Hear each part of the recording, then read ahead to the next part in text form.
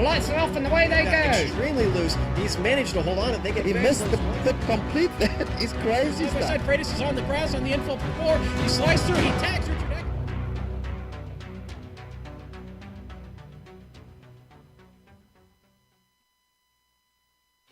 Passionate race fans exist around the world, but I think few would argue with you if you said that Brazilians are perhaps the most passionate of all.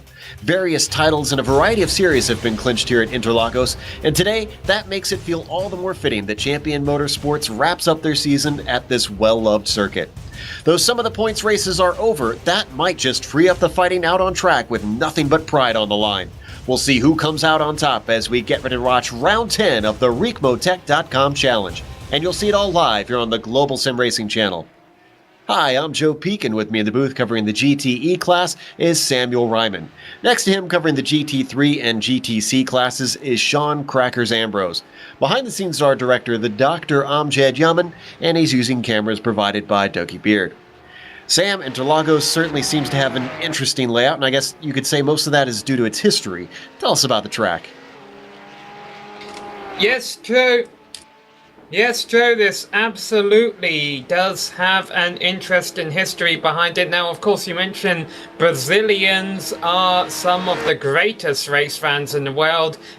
When this circuit came to iRacing, the Brazilians very much took to that like a duck to water, and who can blame them whatsoever? The reason, of course, most fans outside of Brazil know this circuit is through Formula One, where it has deep roots. It's the circuit itself is named after the late Carlos Pace, who won here. Emerson Fittipaldi, he also won a lot here. He was a darling of a crowd back in the day. However, the track that they all raced on back then was a little bit too bumpy and dangerous, so Formula One took a hiatus, and Brazilian Ayrton Senna helped redesign it and bring the sport back here before making his own history here at this 2.676 mile, that's 4.309 kilometers, and 15-turn circuit. I'm going to be doing a lot of racing here tonight, so let's give you an idea of what a lap around this track is like with our GSRC lap guide.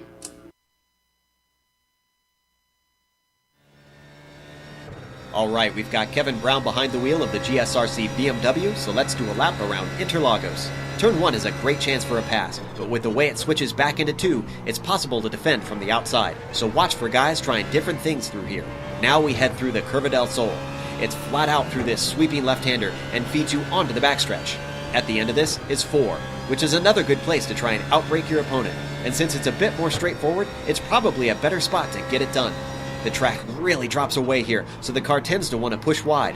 Just watch out for that wheel spin like Kevin gets as you feed on the power.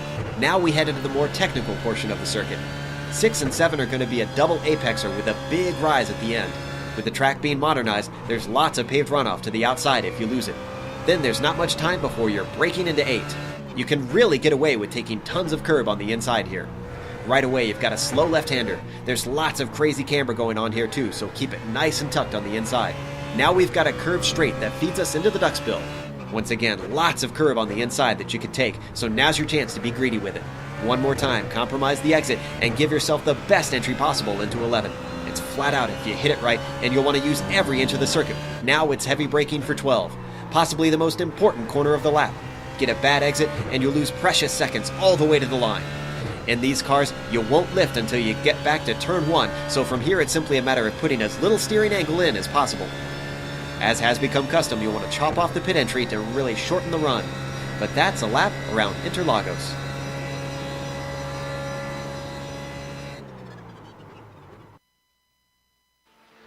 And as you can see, it's quite twisty in that back section of the circuit as we watch the GTCs complete their qualifying.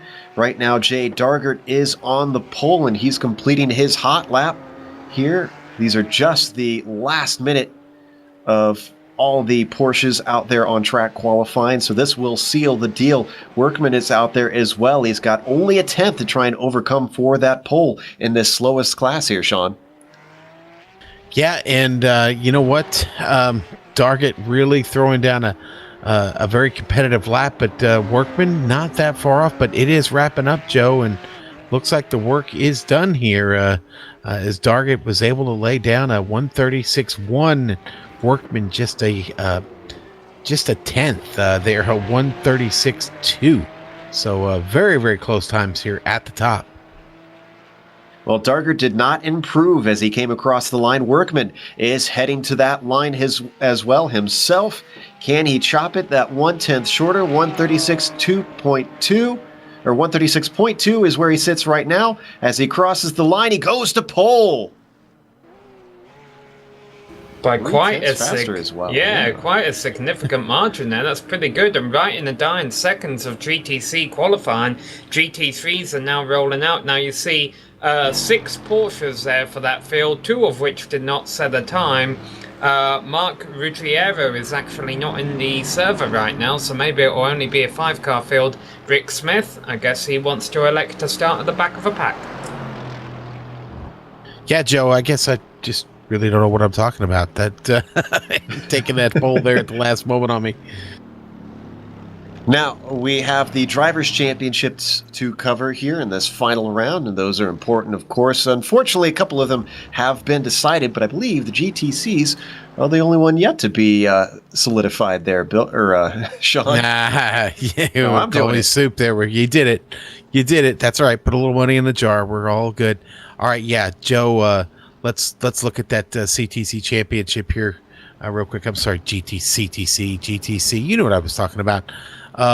There we go. Bart Workman there at the top. Now, Jay Dargett, probably unlikely to take him over, but with that 14-point deficit. But who knows? We'll see here. Scott Johnson really slides down there into third, and that ends his hopes of a championship, but possibly a chance to get second. Paul Hamilton down there in fourth, and Matthew Overton sits there in fifth for Canada, Joe. So that gives you an idea of where we're looking at that. It's going to be a little bit difficult for Dargett to overcome Workman, of course, but nothing's impossible, and we'll have to wait and see what the end of the race brings here in this 1 hour and 55-minute race. As we watch Peter Hebron, who currently is scored, well, actually he hasn't put a timed lap in, so even though he's showing as first, he has not been able to put one on the board. We'll see that in a moment. This is the first time lap of most of our GT3 drivers. Of course, Hebron is a bit of the outlier out there, and the only Ferrari. Well, we've got a small field tonight, so not surprised to see maybe a limited amount of selection here, but the Ferrari should be strong, Joe. Yeah, it's gone through a few changes since it's joined iRacing in recent times, as they've tried to BOP the cars a little bit. iRacing has, and make sure that they're on even terms. That means they brought that Ferrari down just a little bit, because when it first came out, it sure was stomping the field quite easily. I see Tim Collier coming across the line right now. I think he's going to be the first one to get a timed lap in the GT3s. Indeed he does, and a 1:33.5 is the first marker. And you talk about the balance of performance there, Joe. One thing Champion Motorsports this series does not do, it does not add any kind of ballast to these cars. So basically the way iRacing sets them up is the way they go out on the track, as we see more GT3s come across the line. See if anyone can knock Collier off that top spot. Not yet. Yeah, Hebron was really close. A 5.53 at our leader so far, Collier, with a 5.09, so not much separating those two. Yeah, if you're new to this series, each of the classes gets 10 minutes of qualifying with the track to themselves, and with a little bit of a small field today, we don't expect any traffic to be an issue within qualifying. Right now, the only driver in the GT3s we're waiting to get a time down is David Slee. His first lap did not seem to count out there. He must have had an off on his first time lap in qualifying. Very easy the do around here, of course, with all that twisty middle section of the track. As you mentioned, 2.6 miles Doesn't sound very long. It's not very long. The lap times usually aren't too high here, but you are doing a lot in that 1 minute and 30 seconds that you're out around this circuit. Track temperature 93 degrees Fahrenheit, so maybe that could account for a couple of offs, because it's not it's pretty much about average when it comes to track temperatures, but at the same time we've seen cooler. Yeah, Sam, grip is really going to be a premium basically down through the middle of this track when you start getting into Ferradura and then La Niña and turn 7, and you go through that whole complex, the twisty bits there left and right. Very, very sharp turns, and obviously you want to try and keep the momentum going on the car, and getting back to the power could be tricky down there. Certainly, I had a little trouble with it in practice in my Mercedes. Finding that grip at times is going to be a little tricky today. You know, that makes me curious, Sean. You hang out with the iRacing Brazil guys quite a bit. Are they paying attention to this broadcast to see how your corner name pronunciation is? I don't know. Maybe. They're always watching, Joe. They're always watching. We'll see. Speaking of Mercedes, though, I have a feeling our Mercedes drivers might be calling up iRacing and tell them to make a Ferrari even slower. Look what Peter Hebron has done at the top of the timesheets there. 0.3 of a second quicker than anyone else. And as a matter of fact, that's not only 0.3 of a second quicker than anyone else in qualifying, but it beats his fastest practice time by 0.7 of a second. That was an amazing lap by the driver for number 346. Well, nothing stirs up more controversy than 3 little letters, BOP. You know, I found it interesting in the forum. Someone asked for more cars to be introduced to the Camel GT series, to make it a multi-make series, saying that it'll improve the racing and bring more drivers in, Sean. And that was the first 3 letters that came to mind for me when someone suggested that. Drew Lidke comes across the line, but unfortunately, he does not improve. Still stuck at that 133.433. He has less than a tenth to try and overcome Tim Collier and get himself on the front row of the GT3s. He's probably out there pushing in these final couple minutes to see if he can find those 2 100s. And there's an extra name that has appeared on the pylon on the left side of your screen there. That's because Liam Park just joined the server. Now I wonder if he'll have enough time to get a qualifying time in, because let's not forget, he not only has to do an out lap and then do a hot lap, but when you join the server, it sometimes takes a couple minutes for your computer to load the session, for you to load the setup. So maybe Liam Park will start at the back of a GT3 field, but that being said, it's only a 5-car field, and with just short of a 2-hour race, so we'll have plenty of time to try and work his way up through that field, Sean. Yeah, you know what? I think Liam will be fine if he doesn't get qualifying in here. I'm going to say the odds are long against him actually being able to get a certified lap in. Just an observation from the last laps around. Hebron there, Sam doesn't actually get a time, and you know what? He's not going to get one again because he just put it off track there, just out of Junsal. And look how close 3 Mercedes who have set a time are. Tim Collier, Drew Lidke and David Slee. Their lap times all within 0.2 of another. Drew Lidke just clocked another one off, but once again couldn't get below that .433 marker. He's struggling to find anything else out of it. And I apologise, David Slee would be less than 0.2 of Collier. He's less than 1.2. I wasn't looking at the second mark. So actually, Slee's got to find a little bit of speed out there. Now, one thing that's always struck me about this track, Sean, is that it almost seems to be split into 2 parts with the way it runs. The first half is so different from the way the second half is laid out.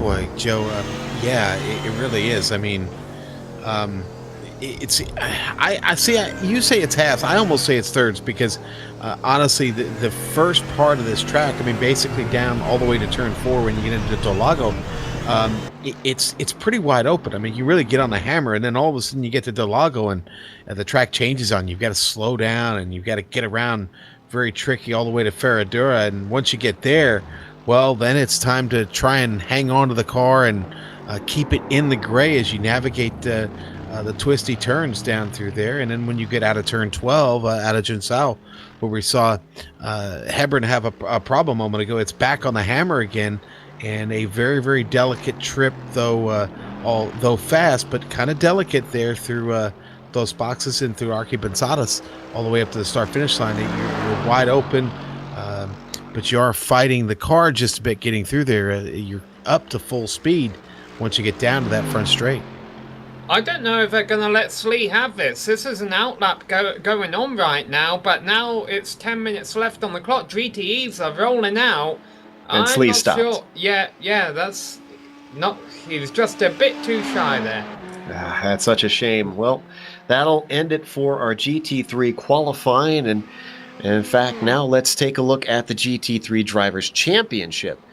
Up at the top of that, Dexter Castro with his 206 points cannot be overtaken. Drew Lidke at 41 back, and 32 for maximum points in a round. Unfortunately, is not going to be able to get by. If you look at Trappist Kolthoff, he as well looks like he's not going to be able to overtake Lidke, so he has been stamped down into third place and cannot move any higher. Jordan Weeks could potentially overtake Kolthoff, and actually, is Kolthoff even here today? No, he is not, and Weeks is not either, so those two are going to finish where they are. And of course, Tim Collier rounding things out in fifth. He is here today, and he's going to try and get as many points as he can to try and bump himself up the order after being slotted down one. At this time, the GTEs have taken to the track, and Jeffrey Ooms with a beautiful new paint, I must say, on that Ferrari. Yeah, it's got the Kaspersky on that, and it is hot looking. I got to admit, I like the green with the green lights on that there. I wonder if he's getting too fed up with us confusing his car for Peter Hebron's GT3 throughout the course of a year. Could be, but we appreciate them being just slightly different now. They're just starting their first time lap, though, now that most of them have finished their out lap. Now, interestingly, I see Wittenberg has Horsley close behind, and I think those two are actually teammates, so I wonder if there's a little bit of team tactics going on here.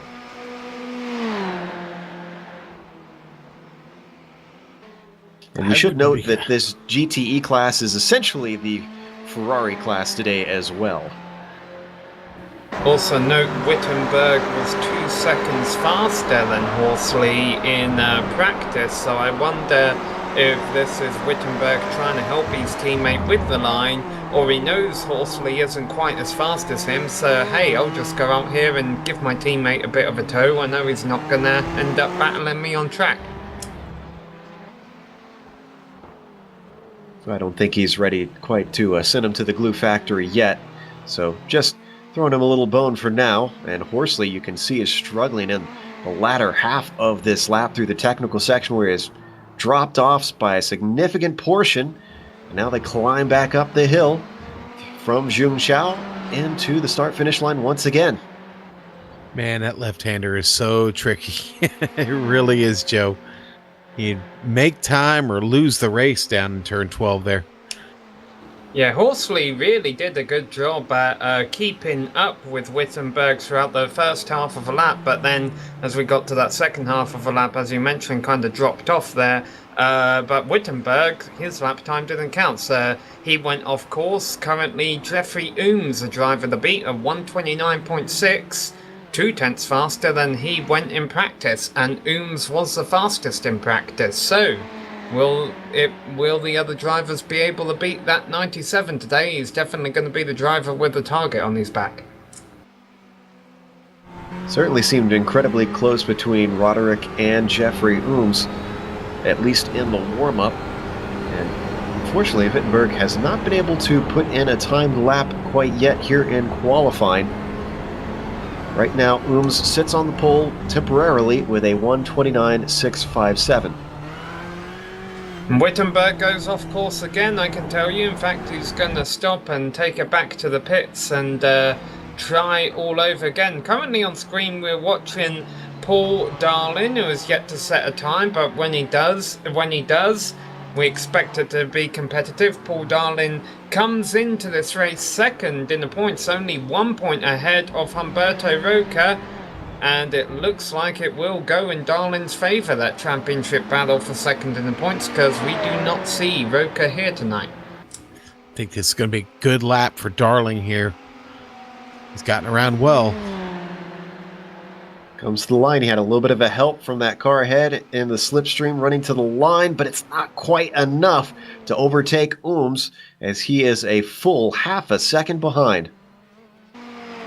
Now GSRC time in the scoring must be rounding it down to the 100th of a tenth of a second or something, because right now we're actually getting on our time in the scoring that is 0.5 exactly shy of Ooms, and that's saying something considering the fact that even Darling went 3/10 faster than he did in practice.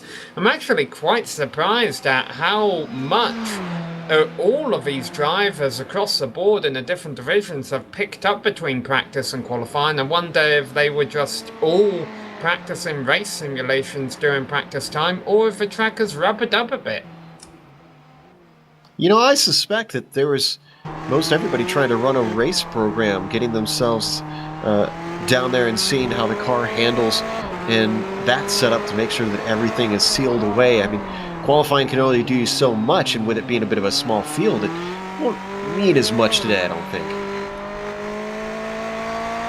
And for the audience at home who want to play along, our drinking game today, take a drink whenever we say this race is 1 hour and 15 minutes long, because on our race notes it says 115 minutes, which of course is 1 hour and 55 minutes, but it's very easy to get them mixed up.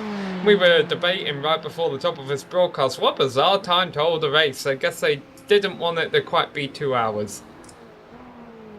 I am a little bit curious what caused them to decide that race time, but whatever it is, everybody's racing for the same amount of time as we watch Wittenberg continue to try to get his first timed lap in.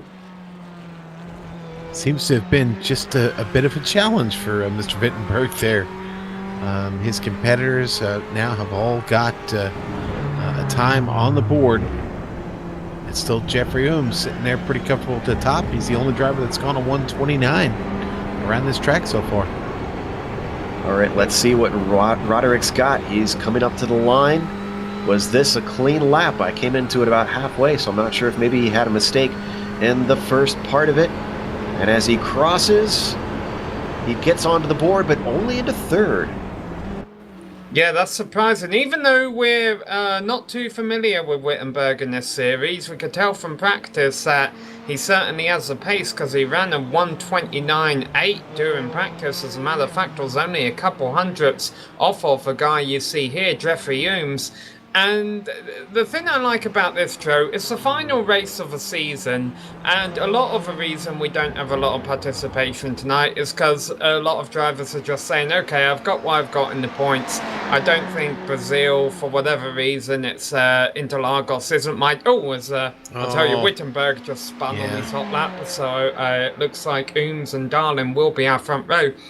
But the nice thing about the final race of the season, or the end of the seasons, is seeing drivers like Wittenberg come in and kind of just getting a teaser, getting a taste for the series, and hopefully running it full season next year. And it would be great, I think, with Wittenberg's pace to see him run full-time next year. And I think also I spoke too soon, because Wittenberg is rolling back out of the pits and he will have enough time for another lap. He's going to have to hustle, though. He can't take this one easy if he wants to get to the line in time. We ride on board with Darling, who sits in second, and he has got quite a ways to go, because Ooms has continued to improve his time as we've been covering this, and is now down to a 129.3. He's got about, you can see on your timing and scoring up there on the screen, 0.8 of a second over Paul Darling. Well, that's awful close there for Darling to an off track, but I think he stayed within the boundaries, and here he comes. It's definitely be Darling's last effort here, Joe. I think he'll get one more lap. I'm sorry, yes, he does get one more lap. Yeah, we still got 35 seconds. And he's not going to improve this time. In fact, Ooms is coming by now. Let's see if he continues to bring that time down. And no, he does not. Wittenberg, in the meantime, his is not going to count this time by since it is a warm-up lap, but he is, in fact, going to get to the line in time. Boy, 11 seconds. That couldn't be any closer, Joe. Do or die time, that's for sure. Yeah, it could be closer. Could be 2 seconds. See what the Benelux driver has got in him when it all comes down and the chips are on the table. In the meantime, see that Robert Tarbox is going to be going for one more, and I think Samuel Scott as well. Yeah, and Tarbox and Scott, you see less than a tenth separating them. They were actually the other way around in practice. Scott has not been able to match his time from practice. He's one of a few drivers throughout the field who you could say that for, whereas Robert Tarbox Jr. found 4 tenths, and right now that's promoted him onto the second row of the grid. But who can improve, if anyone, on this final lap? Darling's going to be the first one to cross the line. He sits in second right now. He wants to try and go out with a bang, that's for sure. And, oh, he's not going to count this lap. He's pitting in. Next up is going to be Ooms. He has already got the pole, and he is not going to take this one either. He is heading into the pits. What will Tarbox do here? I think he's going to run this one out. Yes, he is going to come to the line. He sits in fourth at the moment. And as he crosses, he does not improve. Samuel Scott does improve. Wow, what a great lap. And Wittenberg. So, Samuel Scott temporarily held third, and then Wittenberg took it back from him, but Ooms and Darlin remained safely on row 2. Oh, Roderick is probably happy he went back out, although I'm sure he's wishing he could have done more than just regain the spot that he had just lost. In the meantime, before we get to the grid, let's have Sam tell us where we sit on the GTE Drivers' Championship. Well, Jeffrey Ooms has wrapped up a Drivers' Championship, and even if he hadn't, it doesn't look like anyone's going to be able to beat him today with that 8 tenths of a second pole position. Paul Darlin, second in the points, second on the grid, doesn't have to worry about Humberto Roca, even though Roca is just 1 point behind him because Roca is not here tonight. We then have a pretty significant points gap back to Jimmy Hume in 4th place, who's not here tonight, and likewise a pretty significant points gap back to Robert Tarbox Jr., who is here tonight. He enters this race 5th in the points, will probably leave this race 5th in the points too, and qualified 5th on the grid. Talking about that grid, let's go through it. Absolutely. Up on the pole, it is going to be Jeffrey Ooms, as you mentioned, and he's going to be flanked by Paul Darling outside of him. Roderick U. Wittenberg will be starting in 3rd, with Samuel Scott, who finally got himself a time and really brought himself pretty high up there. Starting in 4th, Robert Tarbox was unable to bring his time any lower and will only start 5th. And then the last of the GTEs will be Andrew Horsley, Sam, starting in 6th. Yeah, the lone Ferrari in GT3 is being driven by Peter Hebron. He will have Tim Collier in the Mercedes alongside him. Drew Lidke and David Slee are 3rd and 4th in class, and you don't see him on this screen, but you'll see him on the next screen back here, and that's Liam Park, was another GT3 driver who was late to join in the qualifying session, wasn't able to get in the time, so that will mean he'll have a bit of his work cut out for him, Sean. Okay, then we're going to have Bart Workman starting there 1st in class, and his Porsche, and Jay Dargett going to start right there next to him. There in 2nd. Paul Hamilton will start 3rd today. Scott Johnson 4th. Rick Smith going to start 5th. And Mark Ruggiero is going to round out this 6-car field. Liam Park going to start down the grid, but he will start with the GT3 cars. 17 cars total out there today for this 1 hour and 55 minute race. Pretty sure I got that one right this time. So as they wait for the roof pace car to peel away and lead them on their half a warm-up lap. Let's real quick remind the audience where the orange zone is, and that is going to end at the exit of turn 3. Now, Sean, we talk about that, but for our viewers who haven't watched a Ricmotech.com challenge race before, what does the orange zone entail exactly? Well, okay, so Joe, here's what it entails, okay?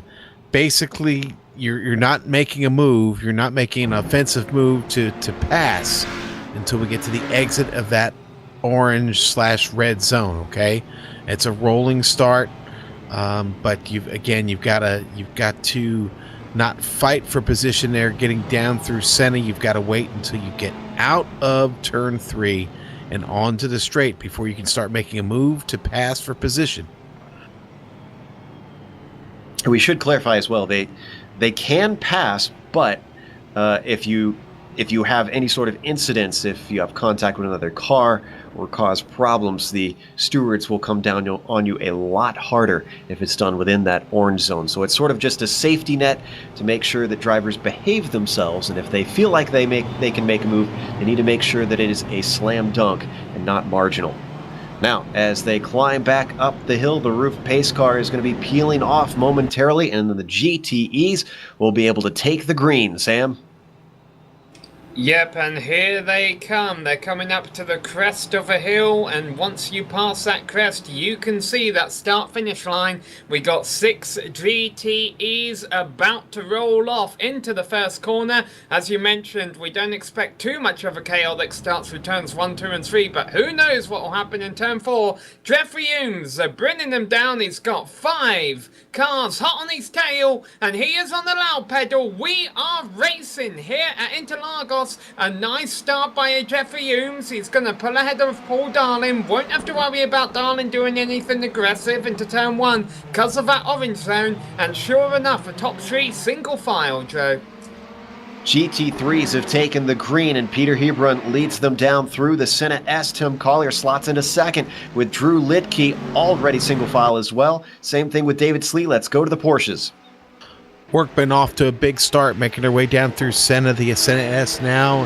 Here we go, Joe, and it's a race down to Dolago, but again, Workman already out to a big start. Jay Dargett settled into second, Paul Hamilton following close behind. Bit of a long race today, so pretty much every single class got single file very quickly by the time they reached turn 3. Up at the front, Ooms is still leading, only by about half a second over Darling, and they're beginning to gap the field as Scott drops back. Humes leading a field of 15 total cars around. We mentioned 17 on the starting grid. Mark Ruggiero, though, has not connected to the server. And Liam Park, we expected him to start from the pits because he hadn't turned the time during... Oh, and Tim Collier is off and back on again. But Park didn't turn the time during qualifying, but he also hasn't came out of the pits yet. So it looks like a 15-car field, and Collier's off. Did cost him a couple of positions. Cost him second place. That bumps up Drew Lidke. And now he's got to look at the rear of that Ferrari and see if maybe he can chase it down. Meanwhile, they have a change for position up in the GTEs. Samuel Scott and Wittenberg swapping spots. Wittenberg comes out on top among those two, and they're being joined by Horsley. David Slee into the pits. I think he had an incident, Sean. He did, Sam. He did, and that's, boy, and a familiar spot there. Turn 13, heading up to Subida dos Boxes there, and he's going to lose it to trying to get the power down. The car is going to get away from him here at the top of the hill. Out to the right, and can't hold it, and into that inside barrier. That's typically not a corner, Sean. It's unusual to see a car lose it up there. Well, it is, but it does fall off just a bit, Joe, and you do tend to get some push. I was getting it in my Ferrari, and it can be a bit of a balancing act if you're really carrying a lot of speed once you get to the top of the hill. Speaking of the Ferraris, we're riding on board with our lead GT3 of Peter Hebron, looking back at a C, well, not quite a C, I should say, of Mercedes. The first of those being Drew Lidke, who has wasted no time to get right on top of that rear spoiler. Would you go for a pond of Mercedes? Yeah, that sounds a little more accurate.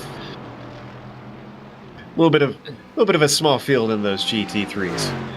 And David Slee has taken his free repair. All the drivers get one, but here's the thing: Slee is coming out of the pits right in the middle of the GTE leaders. Sorry to interrupt there, Sam. We got a battle for the lead in the GT3s because Liedtke looks to the inside of Hebron and he gets it done easily. Hebron does not fight him. Ooh, gotta fight for the lead here in the GTCs. Dargett got to the inside of Workman, coming through the start-finish line, and pulls that pass off here, heading down Senna. With a puff of smoke, give P1 to Jay Dargett, who's doing what he can to try and bring this home today. Workman, though, is the one that he has to hope has horrible results. Right now, if Workman stays in that second spot, he'll take home the championship easily. They are still very closely followed by Hamilton and Johnson as well behind them. And then it's quite a gap to Rick Smith, who is the last of our Porsches. So yeah, change for the lead at the start-finish line in GT3 and GTC. I was concerned there may have been one in GTE just due to the fact that Slee came out of the pits right in the mix of Ooms and Darlin. Fortunately, Slee realised what was going on and slowed down on pit exit and just let the GTE leaders go by. Yeah. Slee had an opportunity to stack him up there, guys. Did not take it, though. But up at the front, we saw that it was still Ooms leading Darling by about a second. I was curious to see if maybe Hebron would play a game of leapfrog and use the draft to get past Liedtke, but was unable to do so this time by as they enter the Senna S one more time. So our GT3 leaders stay as they were at the start of last lap.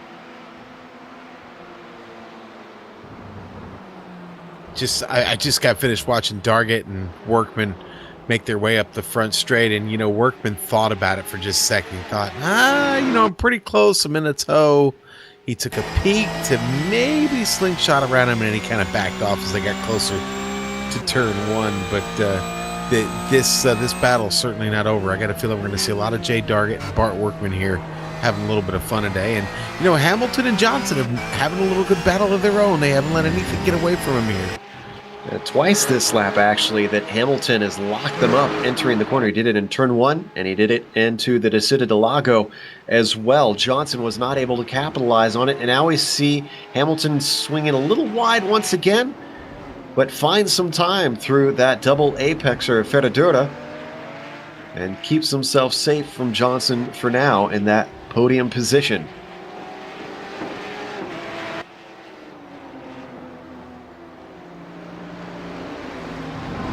Things are getting awful tight up at the back of the GTEs. Horsley trying to chase down Robert Tarbox Jr., and he gets a much better exit out of the Senna S. Now he's all over the tailpipe of Robert Tarbox Jr. Does Tarbox decide to go defensive? He's going to stay in line for now, and Horsley does not fight him. He actually lifts. Things went downhill quite quickly for Tarbox Jr., didn't they? It looked like he would be able to qualify on the second row of a GTE field, got bumped into fifth in the closing stages, now may even lose that position. Although I'll tell you, Samuel Scott is off course right in front of him, but rejoins without losing too much time. Now, this being a modern F1 course, there's a lot of space for runoff where you can kind of take it safely, it seems, Sam. Yes, but this being a modern F1 course designed by Ayrton Senna, he's not going to make it easy on you, so it is a track where you're going to use those runoff areas. Unintentionally. We've certainly seen that quite a bit so far, and we're barely 8 minutes into this race. As we watch Tarbox, he's now found some speed in the latter half of the course. Let's see, I wonder if Horsley maybe has a trimmed out car, because he certainly seemed to get on top of him here on this part of the track. And he's not gaining this time, so there goes my theory. Yeah, I'm wondering if, even though Paul Darlin's the second back of Jeffrey Ooms, well, actually, let's go back to this battle for fifth, because Horsley got through the first few turns a lot better than Tarbox. But once again, not really within striking range as they work their way down to turn 4. And once they get through this fourth corner, there's really not a whole lot of overtaking opportunities unless Tarbox were to make a mistake. But I'm just curious about this 1 second gap up front between Ooms and Darlin. Ooms has looked a tiny bit scruffier than Darlin in these opening laps. I think he's had the wheels off a couple of times, and I wonder if Darlin does have a better long-run car. Could be the case. Could be Ooms just trying to push what he can to try and extend that gap. It is up to 2 seconds now, and maybe he feels a little bit threatened in race pace by Darlin, even though he had that big gap in qualifying. Hey, I think Paul Hamilton just had a big moment in turn 3, and it's cost him third place to Scott Johnson. Sam, he just really just kind of loses the grip. He does slap the wall a little bit, put a little damage to the left side here. Watch this on the replay. Car just kind of slides, gets some of that push, just starts to slide off the track on him. This happens down into the Curva del Sol. Oof. It's a very fast turn, too, so that had to be a scary moment. Got to watch out for safety car doors when you take that line. Meanwhile, we're watching that battle for the lead in the GTCs just ahead of Hamilton. And Workman continuing to try to do what he can to get past Dargert. Tim Collier goes off in turns 1 and 2, rejoins the circuit. However, what's unfortunate there, he doesn't lose any positions, but he loses a lot of time to Peter Hebron, who he was challenging for second. Well, I don't know if you noticed it there on the replay, but he almost got into the back Hebron when he locked him up there. That could have been a bad deal for Hebron, and he just avoids him. In fact, it's a good deal all around for Hebron because now he's got a 4-second lead over Collier. Now, we've seen him chase Peter down before. See if he still has that pace after probably heating the tires up a little bit, trying to get the car to whoa up down into the Senna S. He's got a lot of time to try and make up the gap. One thing we haven't talked about as well is there are 2 expected pit stops here today. I wouldn't be surprised if we see some drivers pitting for tyres at one stage with the amount of sliding we've seen early on here. And that track temperature 90°C certainly is not cool, although it's not the worst we've seen in iRacing. Yeah, it's not blistering hot out here, but I think the nature of this track, I think it lends to a little bit of tire wear, a little bit more than you might regularly see. And of course, every time you slide the car around, I don't care which class it is out here, you're going to beat those tires up a little bit, and going to probably prefer to have more of them when you come in for a pit. Might want to head over to 4th and the GTE. Samuel Scott had an off coming through the Desida del Lago. That brought him back into the clutches of Tarbox and Horsley. Now, these two have been interesting. I keep peeking in on them because they look like they're about to have a battle. But Horsley, multiple times, has closed in to within less than a tenth of Tarbox and then not attempted a pass. I mentioned that we have pit stops. I wonder if this is a strategic move from Horsley to maybe save a bit of fuel this early on. Could potentially be. I know Scott and Horsley are no strangers to battling each other. I believe it was to a comedic extent back at Road Atlanta, where one of them kept having an off and then the other one would have an off and then they'd be battling on track again. Sean? Yeah, no, I was going to say, I'm not opposed to strategy here at this point, Joe. Whatever gets you to the finish line and whatever gets you to the finish line first. And I'd say with a slim field tonight, I think you could probably gamble a little bit. Not going to lose too much, especially since the championships are mostly decided. Might as well go for something different and see what rolls up. And these 3 continue to try and fight for 4th, 5th, and 6th in the GTEs, but have separated each other at least by 3/4 of a second each.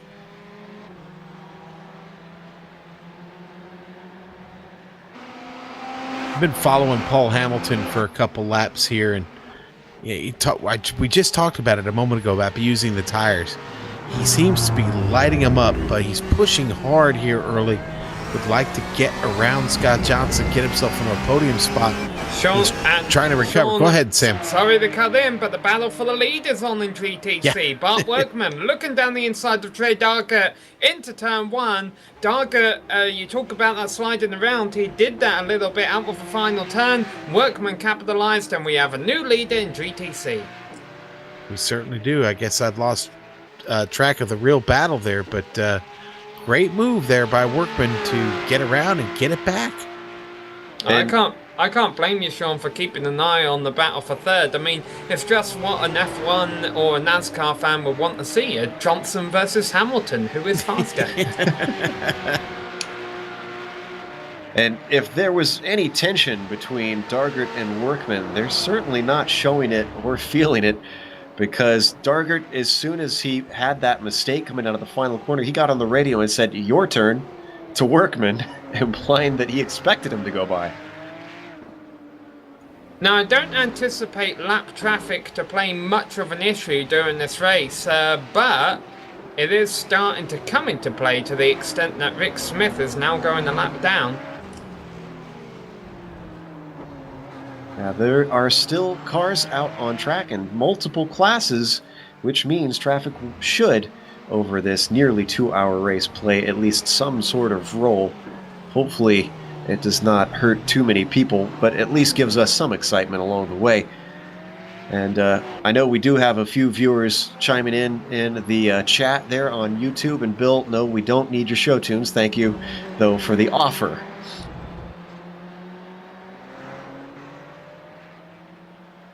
Hopefully he doesn't have his accordion either.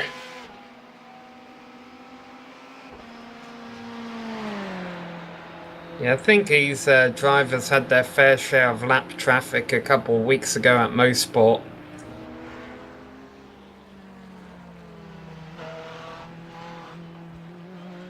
Still 2 seconds between our overall leaders, Jeffrey Ooms and Paul Darlin. Right when I mentioned it being 1 second, Joe, you mentioned it opened up to 2 seconds. Well, Darlin didn't completely lose out. The lap after, he ran Ooms back down by a second again, and now Ooms has opened it back out to 2 seconds, so definitely fluctuating. And we missed the battle at the tail of the GTEs. Horsley finally gets past Tarbox, and the first corner might be worth a replay. Yeah, Joe, I think it is. Horsley... Tarbox had to check up, and when he did, he lost the rear of the car. He got on the brakes really hard. Watch this here. Getting down into turn 1. You see Tarbox there have to check up. And it opens the door there. That was a fantastic catch by Tarbox. That car was all kinds of sideways coming through turn 1. You're coming down a hill right there, and it's a pretty tricky spot to get hard on the brakes. You get a little bit too much on the pedal, and that's what happens. He did a great job of catching it. And I think lap traffic has started to play a role, because Paul Darlin has lost about 2 seconds to Jeffrey Ooms in the overall lead this lap. That was Scott Johnson that he was trying to get by, who was the final podium position over in the GTCs. There we see our leader, Jeffrey Ooms, and you can see the gap on the bottom of the screen as well. It's exactly what Ooms will be wanting. And have to imagine that Jeff might be wondering what could have been in some of these other series. This one, obviously, he's been able to compete the entire season long, but we watched him enter in a few other series here on GSRC where he could only come in partway through the season and was unable to compete for the championship because of that. But this Canadian has shown speed in a number of these sports cars. Pretty much no matter who he competes against, he is up at the top.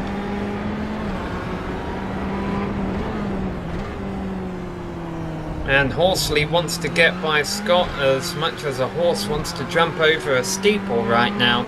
He's really hounding him through the middle portion of his course. And like I say, we've seen these two battle on track before. Yeah, Andrew's really chomping at the bit to try and make up positions Sitting in 5th at the moment out of the 6 GTE cars that are out there. Yeah, you know what, guys? Jeffrey Ooms just came by Jay Dargett, and it was right there in those boxes there. Subida dos boxes, and Dargett got that car off in the grass, actually, off to the right. He was able to keep it straight and back to the pavement, but he loses some significant ground to Bart Workman here. Workman had to be careful down there, and Senna let our leader Jeffrey Ooms by. That allows Dargett to kind of come back into this picture a little bit. Workman squirrely down into the descent of Interlagos, and this is going to bring Dargett back into things, actually. Mm-hmm. Now, these Porsches, I know, have quite a bit less grip than the other 2 classes in the corners. Is that final corner pretty marginal for these Porsches? Is that why he went off for a minute out there? It is marginal. Yeah, it's honestly, it was marginal in the Mercedes as well. I was a little surprised. I thought the Mercedes would be a little bit more stable through there, but it wasn't as much as I thought. But yeah, the Porsche even less. And boy, look at this. You don't want this side-by-side battle right here. Not here, not now. Yeah, Darling wanted through. He's trying to chase down the GTE leader, so he's not interested in trying to give these guys too much of a break. And in fact, it's going to bring them right back together. Workman and Dargett still separated by half a second. But as they climb the hill, it looks like Workman got a good enough exit to keep himself safe. Now, another factor that this small field is going to bring in, I have a feeling, is I don't think we'll see too much short pitting when it comes to these scheduled pit stops, because usually the only advantage to short pitting in sports car racing seems to be that if you're coming up to a pack of cars ahead of you and you want to avoid them, well, there's not really many packs of cars that are going to cost you a whole lot of time around here. But Horsley is starting to see if he can use the traffic because he's got Sam Scott ahead of him. Now he's going to use the draft of the Porsche of Scott Johnson. Unfortunately, it does not help him. It splits them momentarily and puts Horsley just off the line.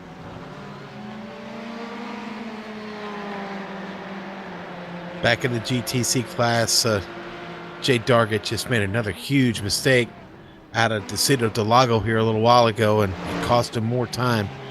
Workman now about 1.5 seconds ahead. Boy, Scott, Horsley and Tarbox have not separated at all this race, really. That GTE battle we were just watching on the other side of the circuit. Now let's hold on this just as they climb up the hill in case they're close enough that the draft means we see a battle, but we'll check in on the GT3s in just a moment after this. They get through Zhengzhou. Scott leads the train, Horsley in the sandwich, and Robert Tarbox bringing up the rear. And as they come across the line, it looks like they're not close enough to have any sort of battle. So why don't we check in on our GT3s? And Sean, it doesn't seem like with Slee having his problems that the top 3 have provided a whole lot of action. Not yet. No, Joe. Drew Lidke is, let's face it, he's been awful good here since the flag dropped, and really taking care of his Mercedes right now. The car is very clean.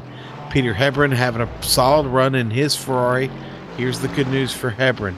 His laps very, very comparable here over the run to Lidke. He's not necessarily let him run away. It is under 3 seconds, so pit stops could be a major here. Collier with a little bit of work left to go, though. He not struggling in third, but certainly not making up any ground right now. He's finding trouble here catching the Porsche, or catching the Ferrari. And Andrew Horsley has done it with a brilliant maneuver. He has taken 4th place in the GTE class, and this is one overtaking opportunity we don't always mention. It's not into turn 4, which you see here, this is a passing opportunity that we sometimes mention.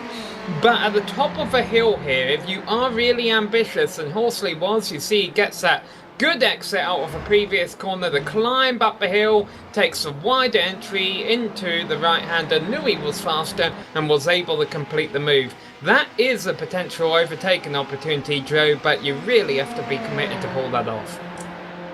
Yeah, it was awesome to see Andrew jockeying it around the outside, and that brings him from 6th all the way up to 4th early on in this race. He's going to hit a little bit of traffic, and Jay Dargert 2nd in the GTCs. He's going to have to go the long way around the Curva de Sol, and I wonder if this is going to put him under threat from Scott as well. And no, Scott's going to have to hold behind.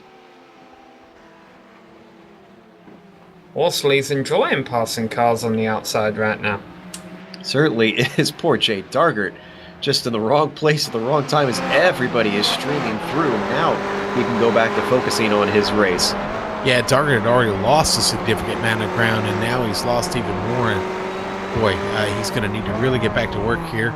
But you know what? Workman about to have to deal with the same bit of trouble here as they catch up to him real quickly. Not the best spot on the track to get him here. Not down into Pico de Pato. Careful, guys. And boy, Bart's just getting out of the way. Yeah, I think he knows that he's got a good enough gap that he really doesn't need to fight this. What are they going to do out of here, though? Going to go around the outside, and Scott barely making some room. Tarbox trying to do the same. Both of them losing time, hand over fist on Horsley. And you can see on the screen just how big that gap is up to him now. Yeah, not a lot of fun getting caught there by traffic there in Giselle.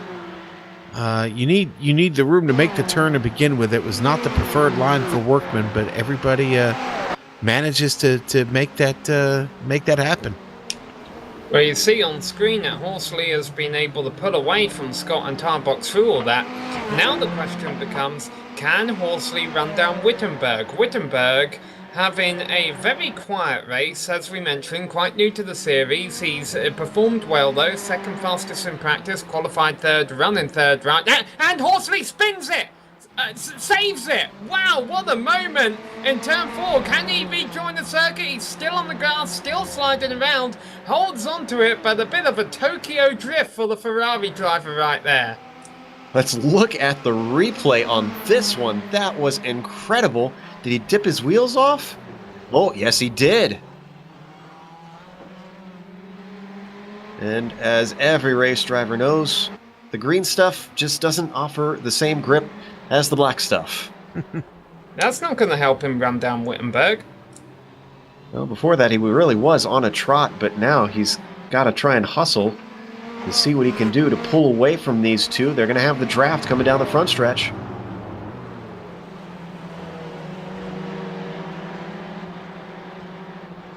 Oh, well, that gap could be closing. The gap that's opening, just check back in with it, is Jeffrey Humes and Paul Darlin, our overall leaders, of 7 seconds between those two now. Here comes the train. Down to the Senate S, and nobody going to make an attempt into the first corner this time, although all of them pretty much were off that first apex. And unfortunately, nobody able to take advantage of each other's mistakes. Boy, the fight in the GT3's getting by Rick Smith right now, who's just really trying out of here trying to complete laps, and that broke up that battle between Hebron and Connor just a little bit. Sorry, Horsley with a huge moment. His tires are hurting coming out of turn 4, the Descida del Lago. A huge mistake sent him off into that paved runoff. You watch the Texas driver lose it. Whew, what a catch. Yeah, unfortunately, mistakes like that are just beating some dead tires. All that work to get up to 4th, and very quickly, as he has another moment coming out of the Ducksbill. Sorry, we keep cutting away from him, but my goodness. He must have abused those tires there, Sean. He just is having so much trouble out of the corners. Yeah, well, and once they've gone off on you and you've heated them up a lot, it's really hard to get that temperature to come down, Joe. Especially when you get back to, the area of the track we keep talking about, turn 6 all the way out to turn 12. It's very busy down there, and again, it's a very tough spot to find grip. I think we know who's coming in for the early stop, most likely.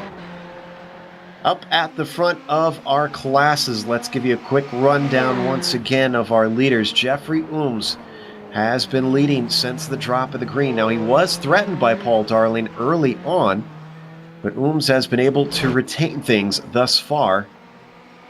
Darling, as we said... And Horsley's around again, and now he's in a very precarious position because he's trying to... we'll get a replay of what happens here. But you'll see where he spins. He's parked. He's pretty much parked right on the racing line. He's still there, and boy, that's the worst place to be stuck. He finally got going again. The GTC leaders were coming through there. Workman and Dargett both managed to get by while he was trying to get the car sorted out. Very patiently waited to get it going once again, which it is now. But man, a 25-second gap between himself and Robert Tarbox Jr. is going to make this a long, hard race for Andrew Horsley. Might look to try and beat him on strategy in the pit, Joe. Yeah, he's going to have to throw everything at him, or else it's happy trails to anything other than 6th place for Andrew Horsley. When you have a mistake like that, you've really got to start thinking. You hope you got somebody on the box doing the thinking for you, but you've really got to start thinking about, all right, well, I know I've lost 25 seconds right there. How do I make that up? Where do I start? We've taken a look at Scott, who's still got Tarbox, and Horsley's loss is Tarbox' gain, because now he can only focus on what's ahead, and that's 4th place. He's only got half a second between himself and the number 98.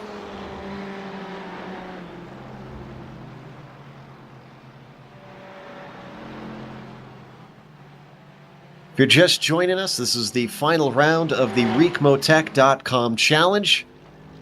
3 classes competing today: GTE cars, GT3 cars, and GTCs. The GTCs, of course, being the Porsche class here in the Ricmotech.com challenge, or Porsche, depending on which pronunciation you insist upon. Well, we're all about creating drama or controversy, Joe. That can create quite a bit of a debate. That one word right there. I'm surprised we haven't heard from the Peanut Gallery in the YouTube chat yet that I've been saying it wrong this whole time. Yeah. I'm going to stick with Porsche. All right, just to be clear. Oh, and Scott makes a mistake into turn 1. Tarbox Jr. is trying to capitalize on it. He gets a fantastic run through the Curva de Sol.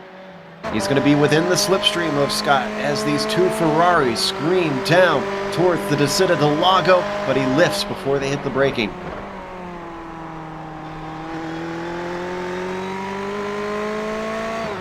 Interesting that he didn't force the issue, Sean. We saw that with Horsley repeatedly. Well, it's still early in this race, Joe. There's still a lot of racing left to go. It's quite possible he just didn't feel confident about completing it. You know what I mean? It could be. It just surprises me. I figured the drivers would be a little bit more fired up, knowing that really points aren't too on the line here today. He's keeping them within touch, though. And this is our closest battle on track. Everybody else has started to get themselves some space out there. The fight that we had for the lead up in the GTCs, Dargert now 2.5 seconds back from Workman currently.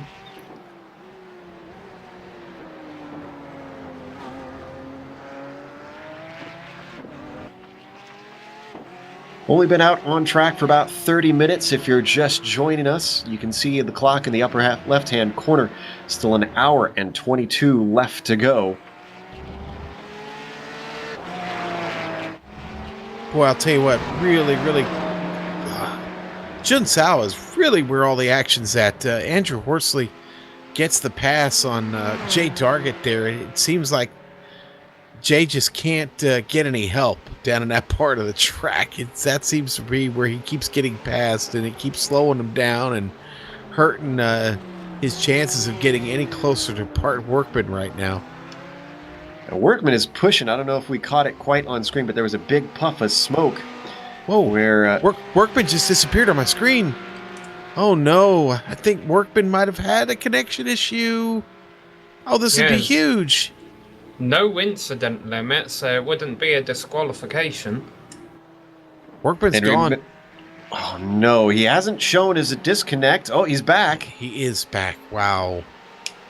Well, that would be significant because, again, remember, it's Jay Dargert who is trying to beat Workman in the GTC Points Championship, and he basically needs the worst possible result from Workman for Jay to overcome him.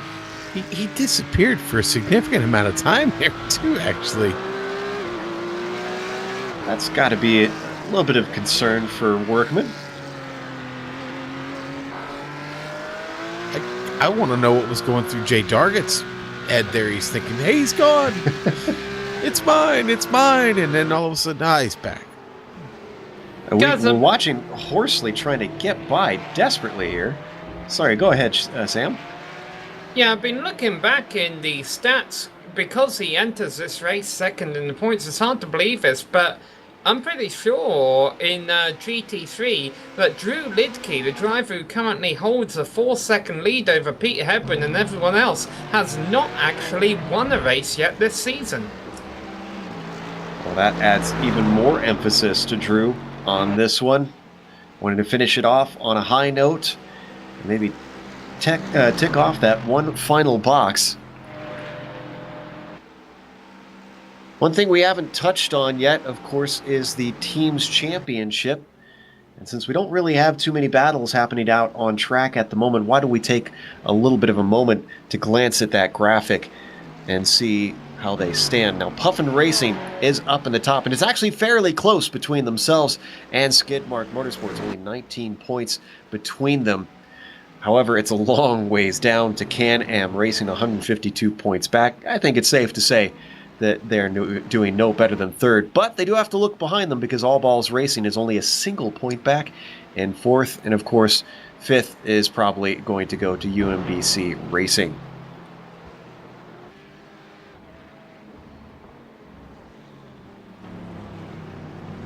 Well, Joe, you know what? Workman still in the lead here in the GTC class, but Jay Dargett, now he's not had to deal with any traffic. He's been able to actually close things back up just a bit. He's working on it here. Yeah, down to 2.3 seconds between himself and Bart. You can see Bart's last lap did not count. That was disconcerting. At least a lap time did not count for him. This time he gets one in.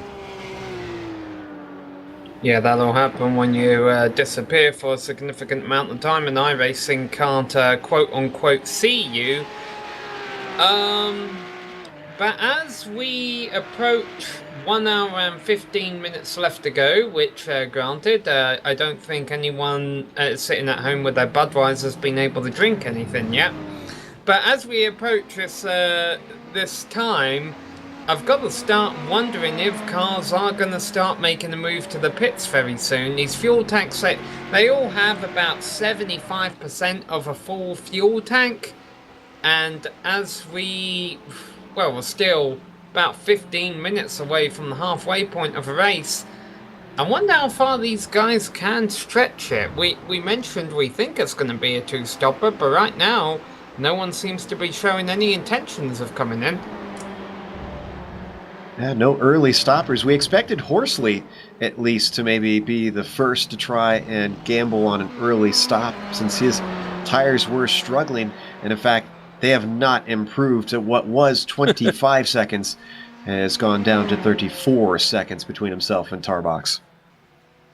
Yeah, it certainly hasn't improved. But yeah, Joe, I think I'd say the pit window is really close to coming open here. I don't know that they'll be on track too much longer. Again, we were planning on 2 stops. I really think our window's open.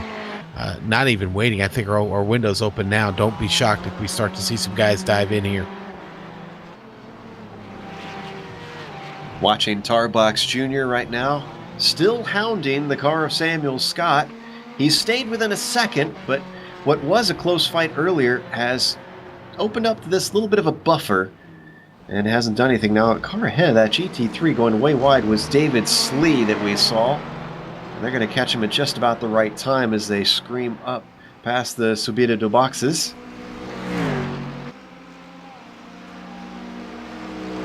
Did Collier have a problem? Yes, he did. Ooh, boy.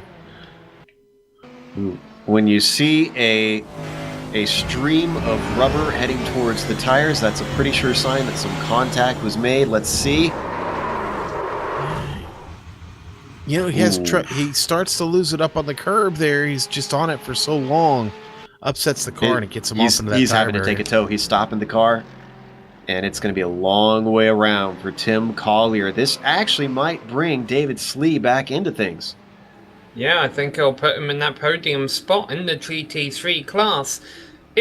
It's almost been like the classic 2003 Brazilian Grand Prix watching this today. The amount of slides we've had, I think Slee's accident earlier was reminiscent of Mark Webber's crash from that race, and what we just saw right now of Collier, a lot of people did that turn 3 in the 2003 Brazilian Grand Prix.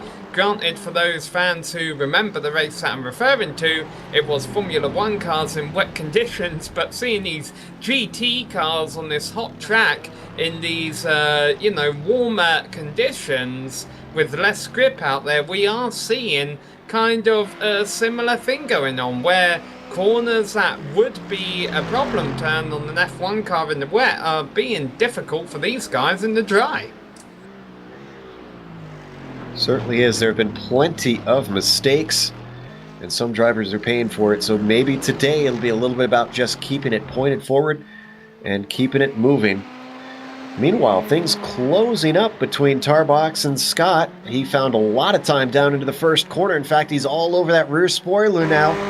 And Scott possibly looking in his mirrors, having to think twice. Is he going to go defensive? Here comes Tarbox with a slipstream, but once again, I think he's going to run out of track. Just thinking back to Road Atlanta, I believe it was Samuel Scott had so many mistakes there that Bill Zarnow, co-commentator who couldn't be here tonight, said I believe this is starting to lose its newsworthiness. Well, of course, a mistake from Samuel Scott tonight would definitely be newsworthy because he's had a pretty good race so far. What I think's going on here is, even though Samuel's a bit faster, I think he is making a couple more mistakes, or he's struggling a bit more to be consistent, but Tarbox is just playing it ultra conservative right now, electing not to pass him, and I wonder if a catalyst for these two switching positions later on is going to be a significant mistake out of Scott that will give Tarbox 4th place. What's interesting as well is we still haven't seen any cars come in for their pit stops, as these two both elect to go on for one more lap at least. Yeah, I thought maybe just a few minutes ago we might see them start to dive in, but looks like maybe everybody's going to try and play the long game here on this opening stint, Joe. I can't blame them. Yeah, I wonder if it's simply just a narrow pit window that these guys are dealing with, that they can't get in until they absolutely know they can make it.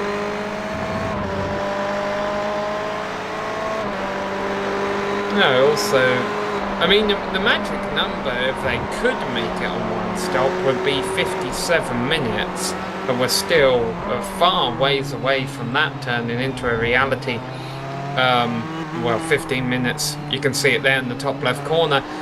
As we count down the time left in this race, Now, one thing that could be significant if anyone wants to pit for optional repairs or anything late on in the race, of course, is that this Interlagos circuit has a very short pit road. It does indeed, and a bit of a tricky exit, it must be said, too, that drivers need to watch out for in practice. Make sure that they can maximize it. So we switch up to Scott Johnson, who is going to be lapped. And Hamilton is indeed pitting now. Number 77 is the first to bite. All right. Well, there we go. We got a GTC in. You can see he does have a little bit of damage on that car, which he's elected to take his free repair for. Interesting. That didn't seem like it was a significant amount of damage worth using up your free repair at this point.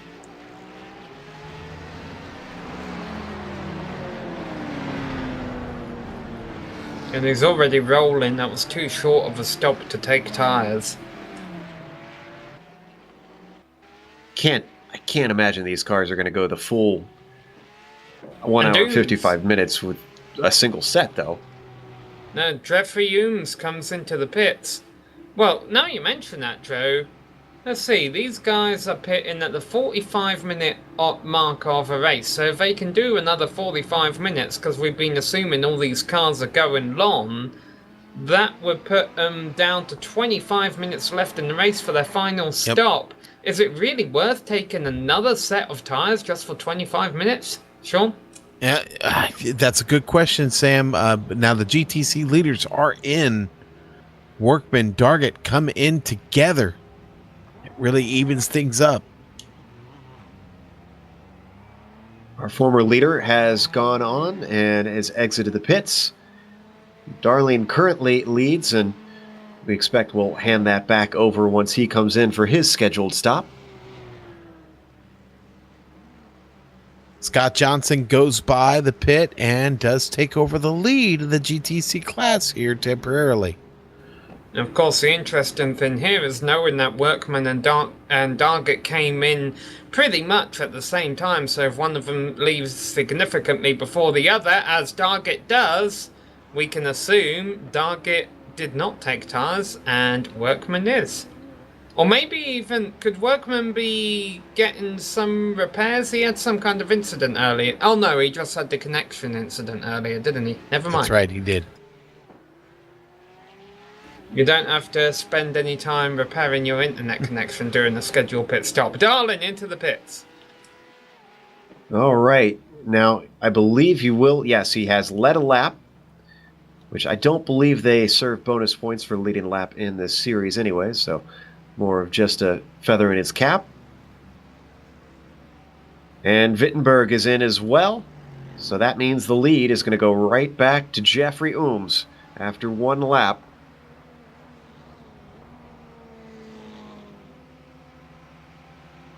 Now, I could have sworn that I saw that Dargett went up on the jacks when we were watching.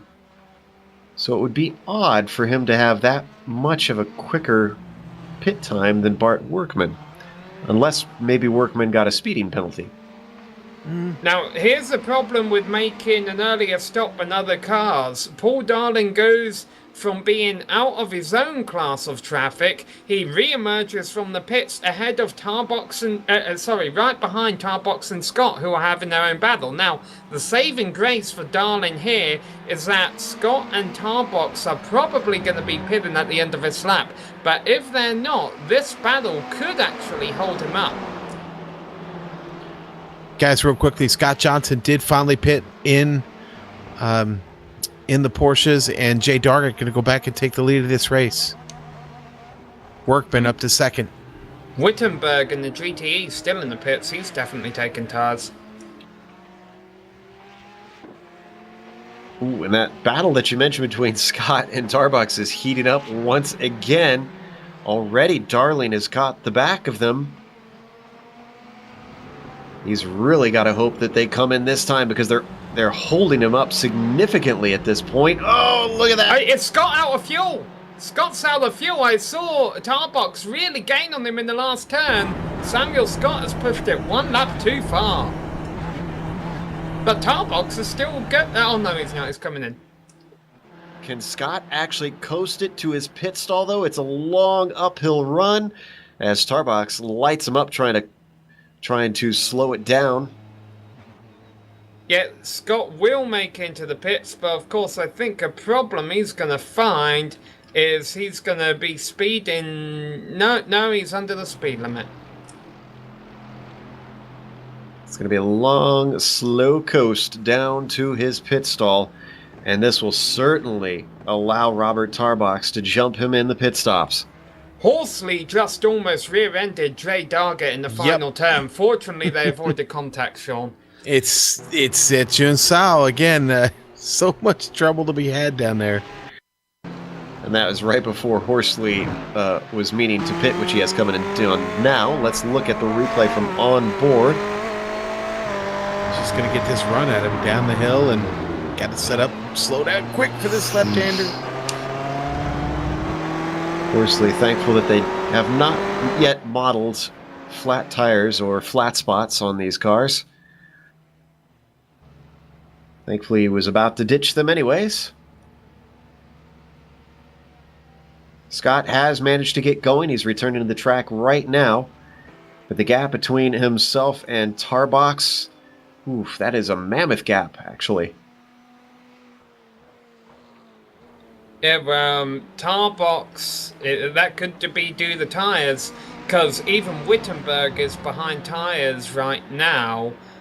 And it will be interesting seeing how much quicker a lap Wittenberg can be on those cooler tyres. Now, even if he's not that much faster now, who knows in about half an hour's time when the tyres that started the race, which I assume on Tarbox's Ferrari, will be really shot then, whereas Wittenberg will just be starting to feel a bit of tyre wear. The drivers we're waiting on to take their pit stops are the GT3s at the moment. Peter Hebron is still leading Drew Lidke. Or actually, no, Lidke has taken his stop. He's the only of the GT3s that has stopped so far. Peter Hebron is continuing on. David Slee and Tim Collier have swapped places as Tim Collier has returned after his incident, and in fact, he's only half a second behind, but I believe those two are teammates. And remember, Slee's stop was very early, Joe, so he is actually getting to the end of a run here for a second stop now. Well, and Collier's come in for a stop as well, since he had to take a tow and his damage repair. What Sean's saying is Collier's crash was late enough in the race that Collier can make it to the end on one more stop. Slee would have to do two. This is true. I was trying to think whether or not this was late enough that would help him out. So we see these two teammates climb up the hill towards the start-finish line one more time. Almost to the 1 hour to go mark here. You're just joining us again. This is the final round of the Ricmotech.com challenge, and Slee indeed comes in for his first scheduled stop.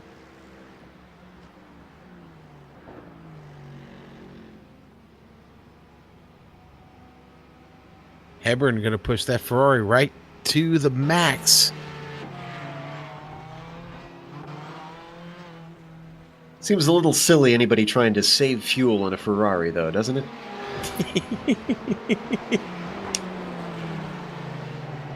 He comes out of the Ducks, Bill. Behind him is the GTE Ferrari of Paul Darling. He's going to put another lap on him. Let's see if Hebron elects to finally bring this car in. Yeah, words like saving fuel, economy. Let's just go out the window when you're talking about a Ferrari. Typically. And he holds to the left. This seems like a sign to me that Hebron, our leader, is heading in, indeed. So this will hand the lead back to Lidke. Well, yeah, you're right, it will, but by how much? Because Lidke wasn't that far ahead of ahead of Hebron before this all started. Lidke is coming down the backstretch right now. I don't think Hebron can get out in time. Yeah, I wonder if something actually happened to Hebron. I recall him being a lot closer to Lidke than this, but okay.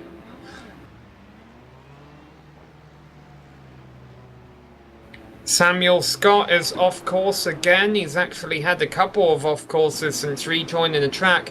I have a feeling he's just trying to make up a little bit too hard from his miscalculation. Miscalculation, running out of fuel there, and that's called miscalculating the turn right there. Hey, he has a lot of trouble getting back up on track too. It loses a lot of time down there. Just goes from bad to worse for Samuel Scott. We're going to take a quick break here on the Global Sim Racing channel. We'll come back for the last half of the final round in the Ricmotech.com challenge here at Interlagos. Don't go away.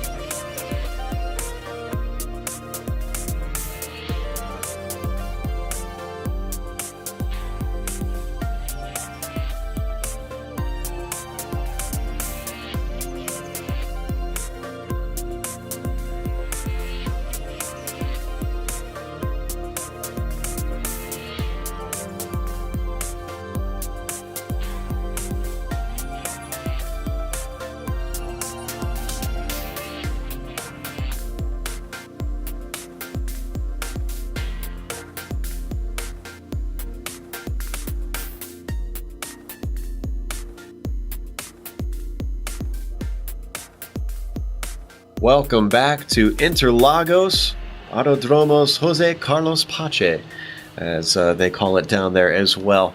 We're watching the final round of the Ricmotech.com challenge, And it's been an interesting one with strategy coming into play. A 2-stop race this race, and a few different drivers doing some different things out there, although the timing of the pit stops seem relatively similar between most drivers. And in fact, it sounds like Andrew Horsley has just come in himself for a second stop, and it sounds like this is not scheduled. Oh, and indeed it is not. He has decided to call it a day. He's been struggling with the tires and with the car in general, we should say, since very early on, and he has had enough. So that is the first of our retirees in this whole race, Andrew Horsley from the GTEs. In fact, why don't we give you the rundown now that the first set of stops are over? Let's go to Sam for the GTEs to start. Jeffrey Ooms' lead has built out to 12 seconds now over Paul Darlin. Paul Darlin did a great job early on at holding on to Ooms for about, first 15 minutes or so, but once they caught lap traffic, Ooms was able to put a gap between them and Darlin has gradually dropped back. Wittenberg. The interesting thing here, when we went to break, Tarbox was actually in third position, but Wittenberg had only lost that because he took tyres under the first stop. Will this turn out to be a better strategy call? We'll have to wait until the drop of a checkered flag to find out. One thing's for sure, Wittenberg is in third, and Tarbox Jr. is now back to fourth. Now, of course, it's kind of been an inverted day for the drivers in fourth, fifth, and sixth in GTE. At the start of the day, it looked like Horsley was having a good day. He was making a charge through the field, whereas Robert Tarbox Jr. was dropping back. It looked like he wasn't doing too well, but it turns out he was just saving his stuff, because Tarbox Jr. is currently there in fourth place. Samuel Scott is in fifth position. Ever since he ran out of gas, he's been having a few spins out there on track. And Andrew Horsley, we just saw him coming into the pits. Looks like he will finish sixth and last in class, even though he had a very good short run pace. It's just kind of fallen apart for him in the latter stages of this event. And the GT3s, Drew Lidke is leading, even though he qualified 3/10 behind Peter Hebron. So his race pace proving to be a lot stronger than his qualifying pace. He's not left Peter Hebron in the dust, at least out on track, but in strategy, they're now 16 seconds apart. We expect maybe that will change as Drew Lidke takes tires in his second stop. But Hebron holding down that second position in the GT3s. Tim Collier not been having the best of days. He found the barriers earlier on coming out of the curve at Sol, and he found them hard, so much so that he had to take a tow, and that put him down into last temporarily, but he's moved up back into the podium. That's because he overtook the driver in fourth place in the GT3s, and that is David Slee, who has actually just found his way around Jay Dargert, who brings us into the Porsches here. Sean? It does, yes sir. The GTC class and Jay Dargett, it's all about him right now. Jay having a solid run here. Shorter pit stop the first time through. It's got Bart Workman behind right now and sitting in second. Workman now officially, 6.6 seconds back. So Bart going to need either a better pit strategy for himself, or he's going to need to start making up a little bit of time here on track as this traffic comes through. Now, Paul Hamilton still hanging on to third. He's really been lighting up the tires and abusing them for most of this race. And now, after that pit stop, he finally got some fresh ones. He's taken better care of the car, and his times have started to come down just a little bit. So good ground here for Hamilton to be made up, and it's Scott Johnson currently sitting back there in fourth, and Scott finds himself behind and about a half track's worth. So Scott's going to need a little bit of help, maybe in the strategy department, or maybe make some sort of an unheard of move to get himself away back to the front. Rick Smith holding down fifth for us right now, and so we still have all five of your Porsche cars going out here, guys, and it's been a pretty good race. I don't think this battle between Dargett and Workman's quite done yet. Yeah, the distance between the two of them has increased a bit, but man, I'm not going to give up on Workman until this race is actually over, guys. We've seen many a times, especially in Champion Motorsports, towards the end of these races, it is never over until that checkered flag has flown, and these drivers know that. And you know, honestly, Sean, it's kind of surprised me the amount of mistakes that we've been seeing so far in this race. With so few cars out on track, I would think that it would allow drivers to be able to focus a lot better on what they're doing from corner to corner, but it just seems like this track is flummoxing a number of them. It is, Joe, and I don't know, I think we've seen enough races here that we know it can do that to drivers. This is not the easiest of tracks to get around to. You've got some great high-speed sections, but listen, you're turning a lot here, and you're on the brakes and back on the power, on the brakes and back on the power quite a bit here. And it's a short circuit with only 15 turns on a short circuit. Man, I picked the long way to go around to get to that, but you know what I'm saying. It's a short track, lots of turns, and it makes the technical sections of this track very, very technical and very hard to get through. You took the 70s layout of this track to get to that point. Jeez.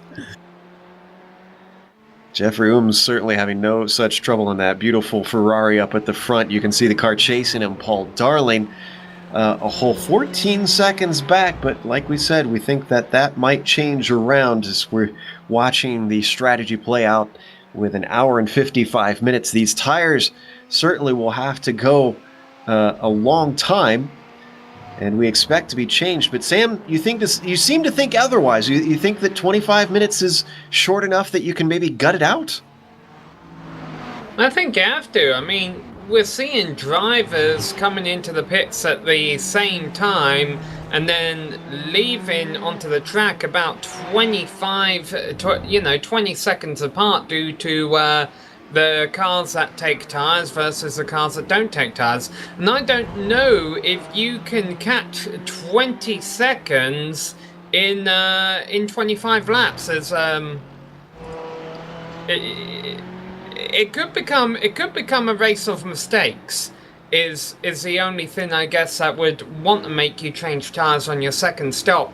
It's just, you know, I almost wonder if the fact that everyone's kind of fallen into a rhythm now, there's really no battles on track, they're just racing their own race. I do wonder if some drivers will begin to get a bit fatigued or complacent in the later stages, and if you do that when you're on old tires on a circuit as warm as this one is and as tricky as this one is, that could spell trouble. Yeah, I agree with you, Sam. I think keeping your focus here over an hour and 55 minutes is it's tough. And it's the track not super slick, but it's been slick enough that we've seen drivers make those mistakes that you keep talking about. And so let's say right now, for most of the cars on track, their biggest opponent right now is this track over the last what we got, 48, just under 48, 49 minutes to go.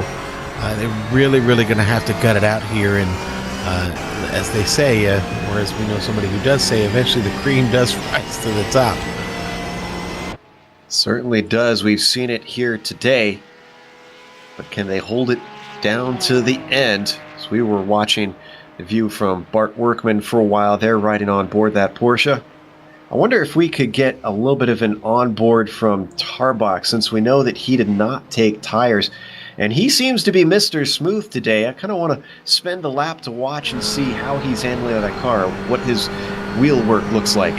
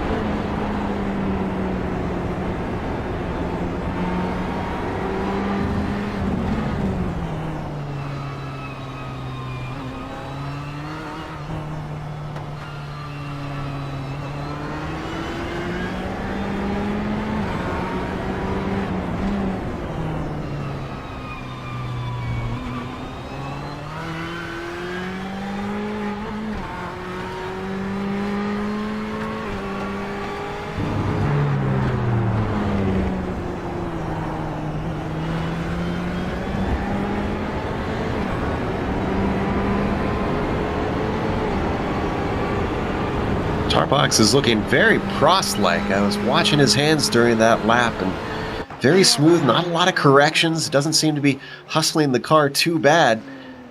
And you talked about it, Sean, that he was kind of just playing it where the car could just trying to see if he could maybe start out smooth, start out a little bit slow, and the race come to him. And that certainly seems to be working for him right now as he sits in fourth, although he's dropped about a 7-second gap to Wittenberg since Roderick overtook him a number of laps ago.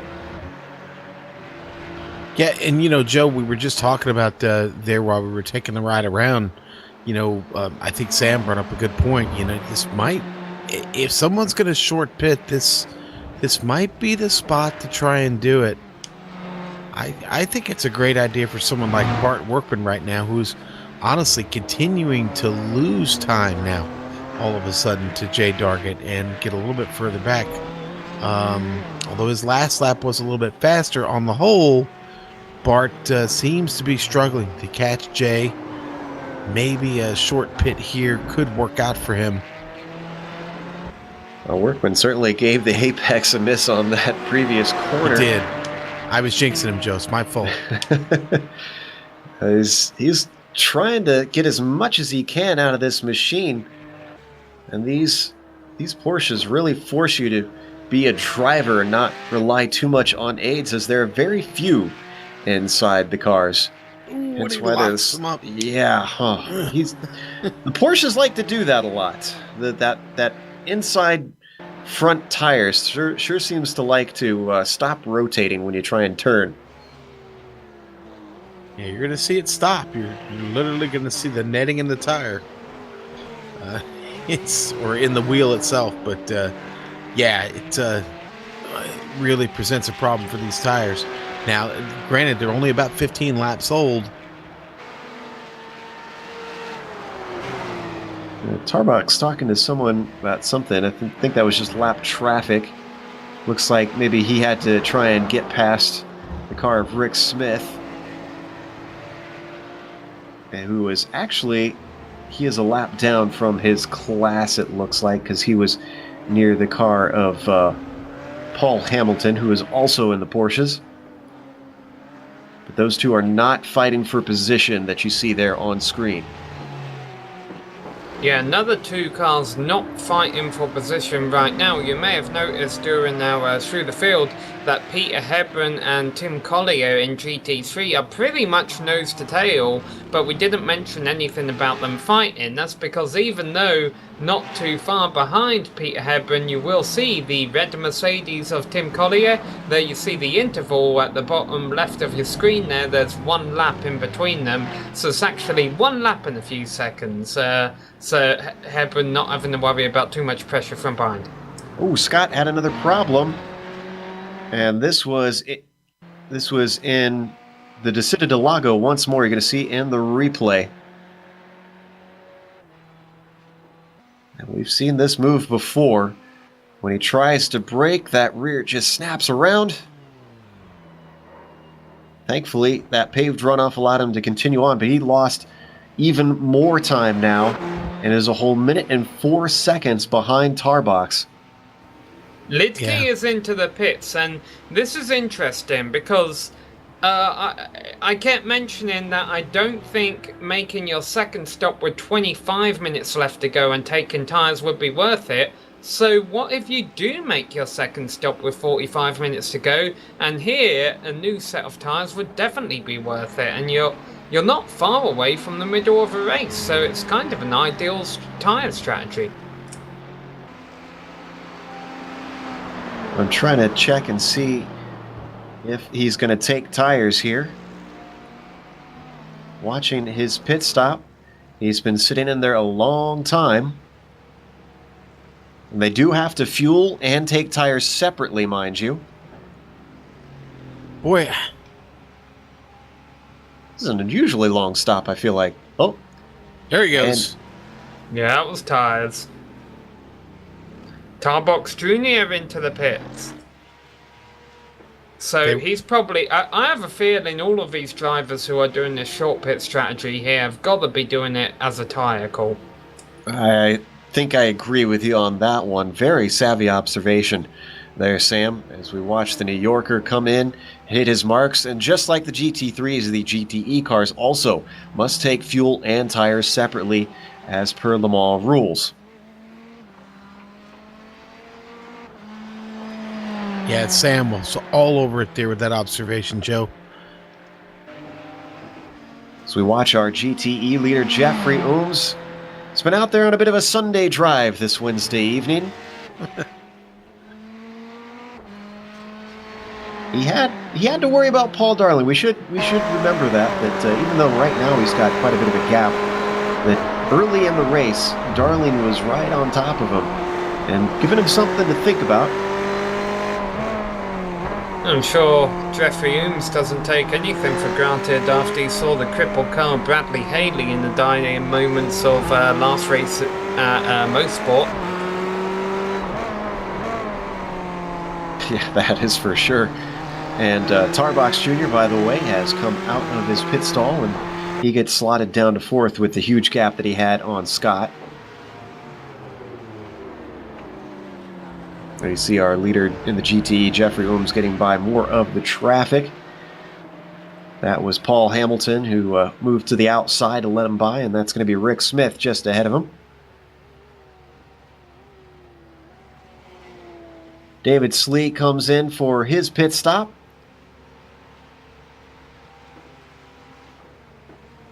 I almost feel like Slee needs our Dory Award for today because he's had nobody to race since he had that very early problem. And I saw another GT3 heading in. That was Collier. Looks like a team strategy call here. Very much so. All three of these Mercs on their way in. Yeah, none of the Porsches opted to go in last time by here, Joe.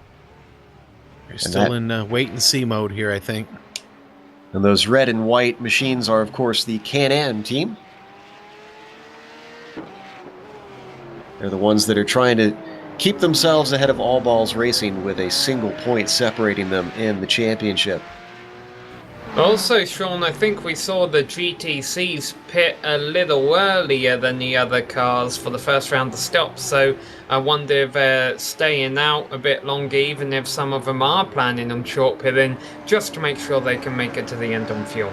Yeah, keep the window safe. I honestly think at this point, Sam, I think they're good. I think they're in a window. I estimate there's about 25 laps left.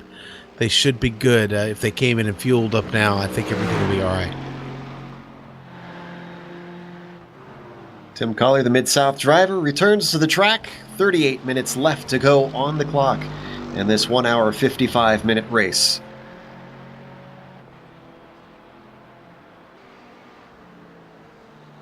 Honestly, amazingly, our closest battle right now is between Workman and Dargert, but that is somewhat affected by the pit stops being in the middle of things at the moment. But Workman and Dargert are actually still 6 seconds apart.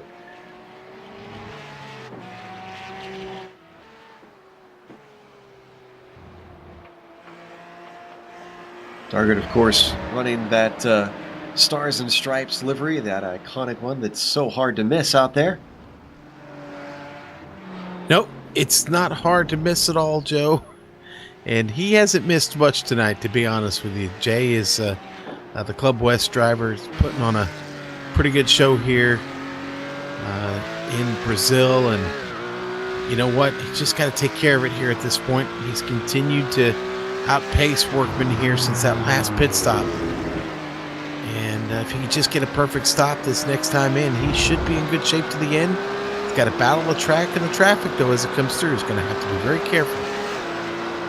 One thing that could be interesting in the dying stages of a GTE class is if Darling opts to take tyres under his second stop, and we know Wittenberg in third place won't because he took tyres on his first stop, how close would they be on track? Because last lap around, Wittenberg was a second faster than Darling. The previous lap he was 2 seconds faster, and Darling actually having to deal with a bit of lap GTC traffic right now.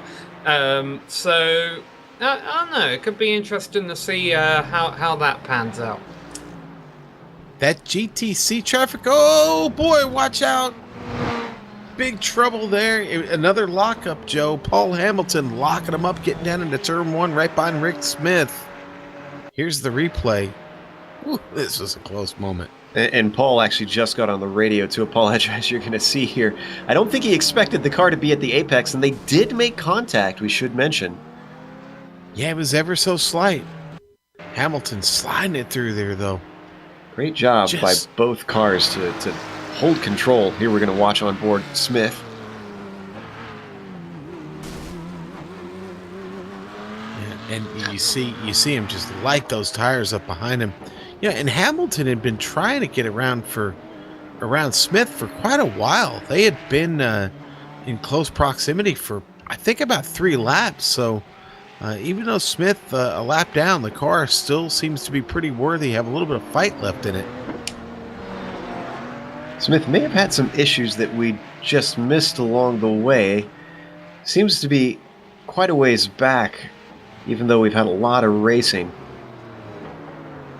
So we'll have to maybe look into that post-race to find out what happened to him to put him this far behind. Especially, I'm fortunate to see, since, like you said, he seems to be holding the pace. But Rick has also been very verbal and very helpful on the radio, talking and telling faster classes which way to go through. You know, Rick Smith, I think, tries to play the role of good backmarker here. I'm not sure how much he is on the pace, because I think we saw a bit of this at Indianapolis as well, where Rick Smith was being passed quite often. But you know what, he has every right to be out there on the circuit. He's enjoying himself. He's trying to let the drivers behind him know where the pass and all that. The problem is there are just some areas on the circuit, such as turns 1, 2 and 3, where there's really no good way to let a car by when it's coming faster behind you, a lot faster than you.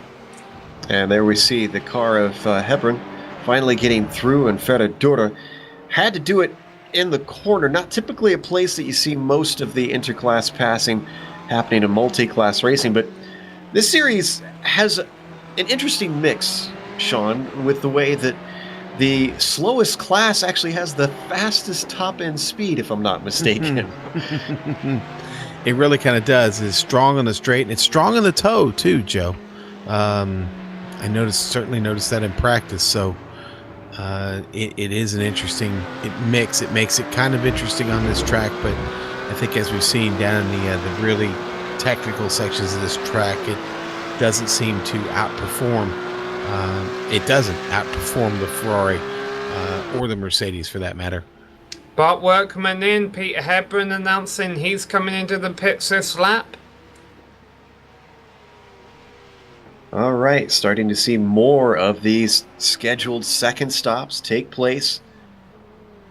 The ones that we really want to see, though, are between Dargert and Hamilton. As well, we want to see what happens between Darling and Wittenberg. Boy, and oh, wow. Short stop for Workman there. He's already out. That's, boy, that's going to get him just over 35 seconds on that pit bogey there, Joe.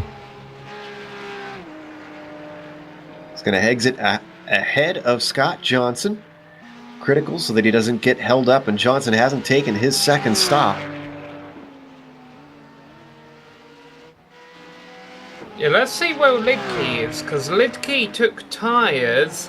Lidke's coming now. Yeah, my guess is Hebron is taking tyres as well.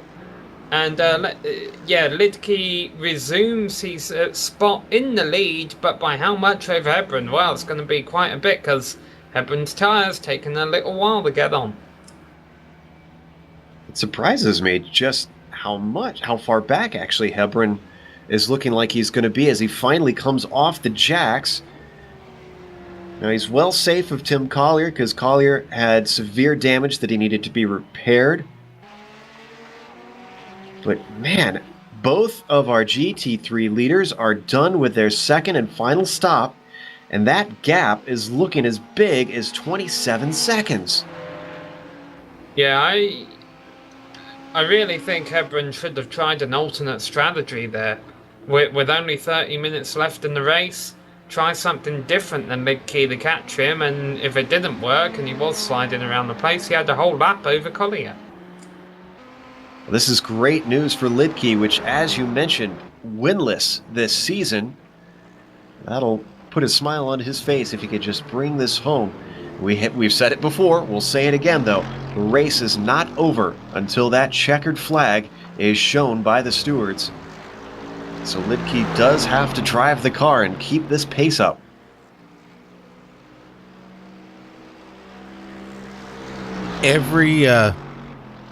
Back to the GTC class, every moment Jay Dargett stays on track right now, he continues to lose time to Bart Workman. Workman came out of that pit stop strong, Joe. And I got to be honest with you, Jay would probably be best to come down and get his service taken care of as quickly as possible, because the time is closing. Right now it's 43.7 seconds. And, you're thinking Dargett's going to have to get a short pit stop himself to keep it, to keep himself out in front of Workman. It's going to be really close. Hamilton, certainly that could be a factor, but Hamilton is only 22 seconds ahead of Workman. So that, I think, basically what that means is, I think Workman will pass him pretty easily. I don't think Hamilton's going to be able to get a pit stop in less than 25 seconds. We're going to get a lap time for Workman, this time at least a full, complete lap, as he comes to cross the line. What kind of pace is he running? This one is going to be a 1:38.5. Now, Jay Dargert, a 1:38.5 last lap. So they are actually dead on each other. Speaking about similar lap times, that's what Wittenberg has been running in comparison with Paul Darlin for third and second respectively in the GTE class. Now, the one who's really got to be attentive here, I have a feeling Ooms and Darlin would both have to be attentive, because it would be to Darlin's advantage, in my opinion, to play whatever strategy Ooms doesn't play. However, Ooms can't take tyres, I have a feeling. If Jeffrey Ooms takes tyres on his final stop, that's just going to open the door for Darlin to do a no-tyre stop and try and leapfrog Ooms in the closing stages that time. So that brings... I almost have a feeling neither Ooms or Darlin will take tyres on their last stop. It's going to be risky, and you'll have to play a lot of tire management, but these GTEs are rather gentle on their tires, we should say, compared to the GTCs and GT3s, so definitely a viable strategy for these two. Guys, Hamilton Paul in the pit. Yes, thank you, Sam. Hamilton is in the pit at GTC, and Bart Workman going to get around, and that's going to put him up to second. Jay Dargert has not yet pit, so he's not listening to your advice, Sean. He's going to continue on as long as he can. Push, push, push. Of course, the advantage to the saving grace about not taking tyres in the closing stages is you're only going to be running with about half a tank of fuel for the last 20 or 30 minutes. Here is where things get interesting, though. I'm looking at the lap times once again. Last lap for Workman, a 1:37.9, while Dargert ran another 1:38.5. So now he's gaining. Well, Joe, you know yourself. It takes a couple laps to get back into your rhythm once you come into a pit stop. Or conversely, whenever you have a problem on track, it takes a while to get that rhythm back, and Workman's got to get it back quick here, and it seems like that last lap he has. Well, it could have been traffic as well. We didn't take that into account, that you may have been slowed down by a faster class trying to get through. Meanwhile, Dargert is the model of consistency. Last three laps have been a 1:38.5, 1:38.5, and now a 1:38.4.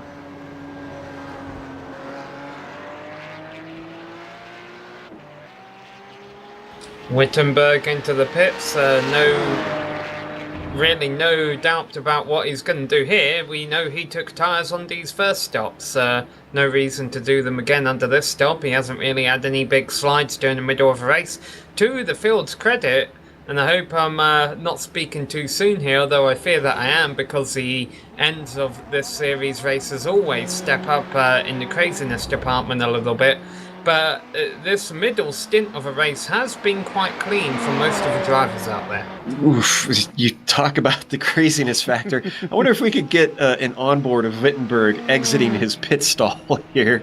Oh, and he actually has a problem there. You can see him getting on the grass coming out. Let's see if we could, yeah, we'll watch this. And, woohoo! Yeah, got a little oversteer getting on the gas there. Little fishtail for you.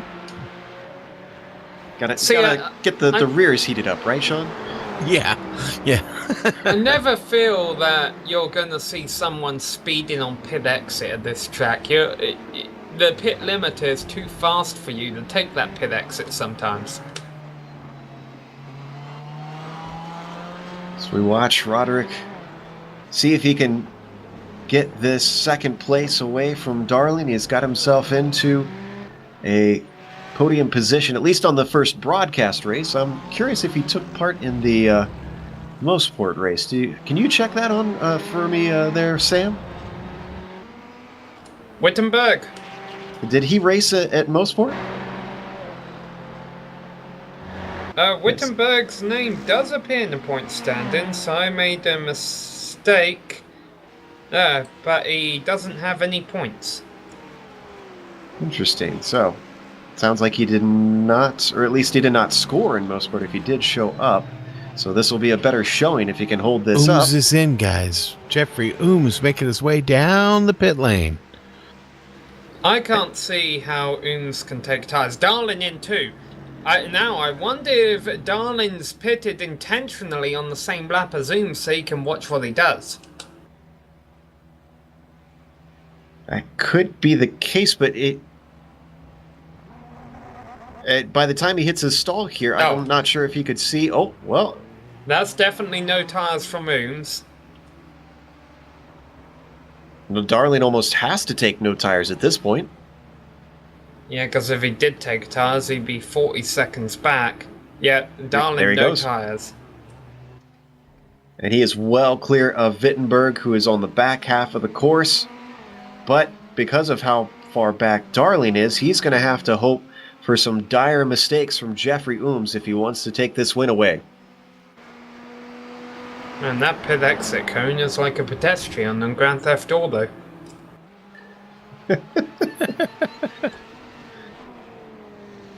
Depending on how you play it, I suppose. So we're only 23 minutes left on the clock here in the final round of the Ricmotech.com Challenge.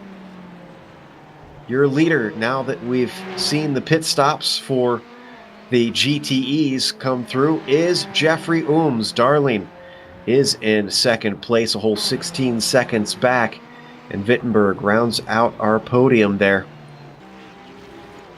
Down in the GT3s, Drew Lidke continues to lead with a healthy 23-second gap over Peter Hebron. Both drivers have taken their stops. The last car in the podium, however, is well back and has not taken his second stop. That is Tim Collier.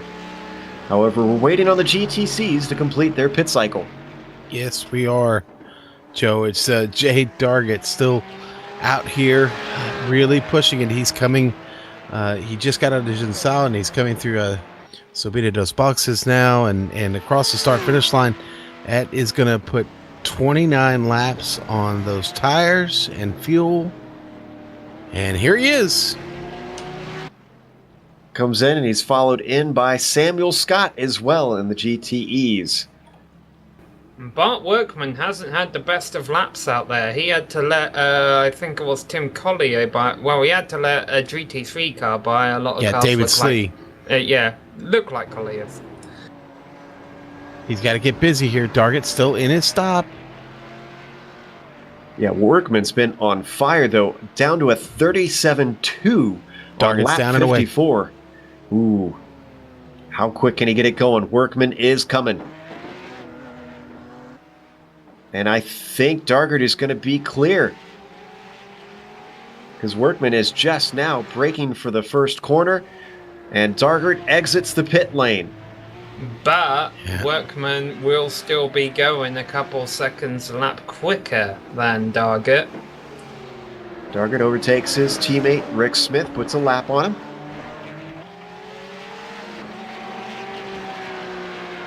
Well, Bart fired everything he had at it.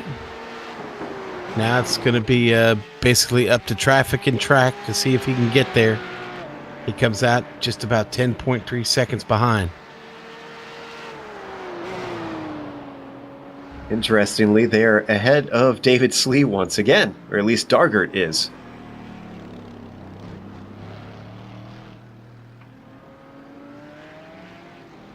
And I am actually rather impressed that Slee is out there continuing to race. And I'm guessing most likely he's invested in the team's championship, because he's really had absolutely zero cars to fight with this whole time. But he's going. Well, talking about traffic, Slee's got a clear view right ahead of him, but Dargert did not come out in the best of places. Not only did he have to get by his teammate Smith, but then he had to let a couple of faster cars from other classes by. So Dargert, a very slow in-lap and a very slow out-lap, and Bart Workman is going to be able to see that on his F3 box that he's closing in.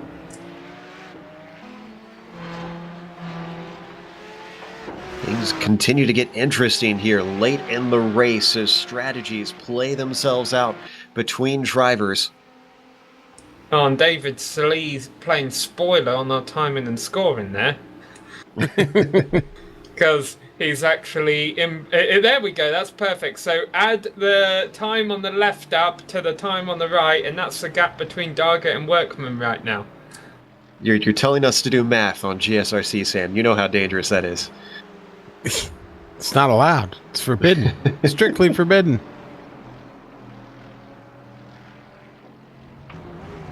Poor Workman probably actually does want Slee to be out of the way so that he can have a clear path. See if he catches him soon. He will. I want Slee out of the way. Get out of the way. Yeah, well, you can see David Slee, just out of a rule of being in the faster car, will eventually pass Dargert, and that will hold Dargert up, having to let him by, which will allow Workman to close in on Dargert.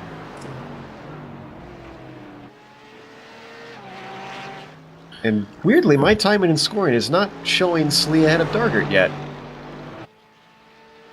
No, because he's behind him for position. That's what we're saying here. Slee is capturing Dargert for position, and when he passes him, that will move Dargert just a little bit closer to Bart Workman behind him.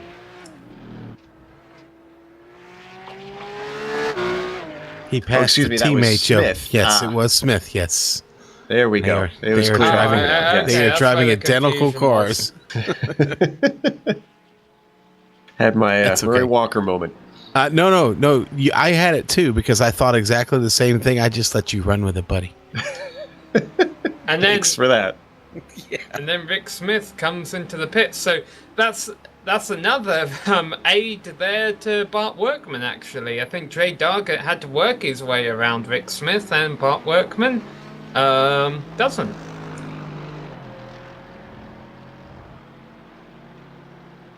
Meanwhile, as we watch our GT3 leader, Drew Litke, with a 22-second lead over the lone GT3 Ferrari of Peter Hebron. Continuing on, still looking for that first victory of the season.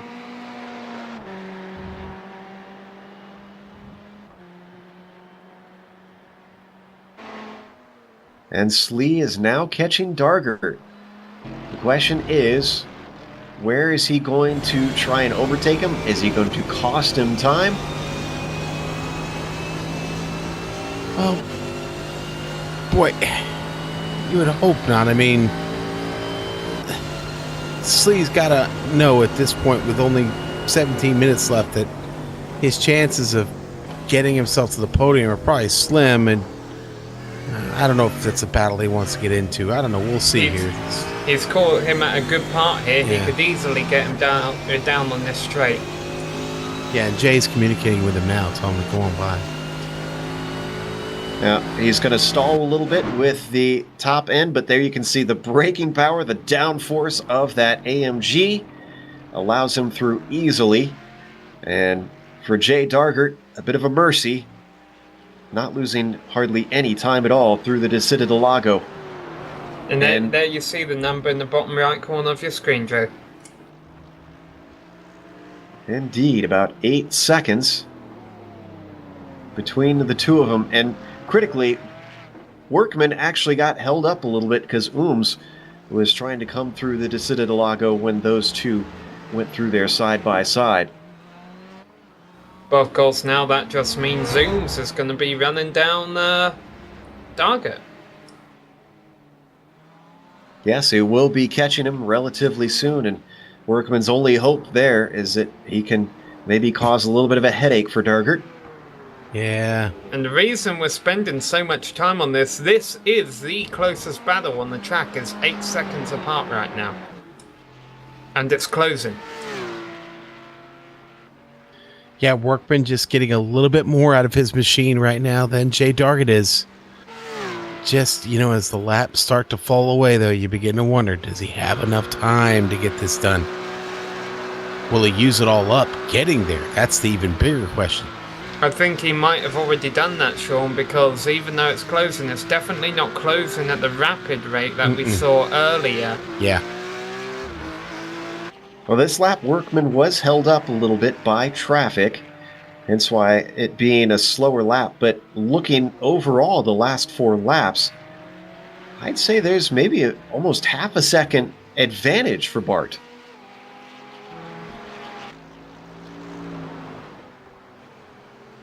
I think it will potentially come down to how the traffic hits them. Yeah. I mean, he's definitely heading in the right direction, and Dargert having to work with this traffic once again. I mean, listen, every time you have to disrupt your racing line, you're losing time, period. So it's not out of the question. I mean, Workman's now got this down to 7.5 seconds, Joe.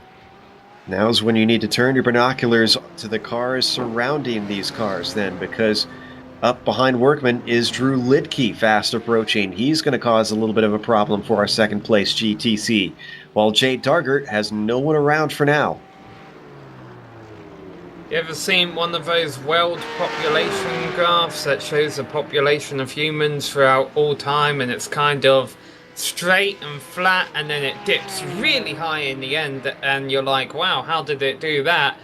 Well, that's kind of what the craziness level does in this series. This race is kind of just nice and calm, and all these races that we always broadcast for the Ricmotech Challenge series, usually things do pick up in the level of crazy in the closing stages, so that is something, a factor we're definitely going to have to consider, and the drivers are definitely going to have to be aware of, even though there's only a couple of battles on track within about 10 or 15 seconds of another right now. A mistake around here, even with the runoff area, if it can cost you 10 or 20 seconds, that can easily cost some drivers some positions in the closing moments of this race. Now, Workman gained 0.2 on that last lap, but he had a horrible run through Descida del Lago, and now he is way offline through Ferradura.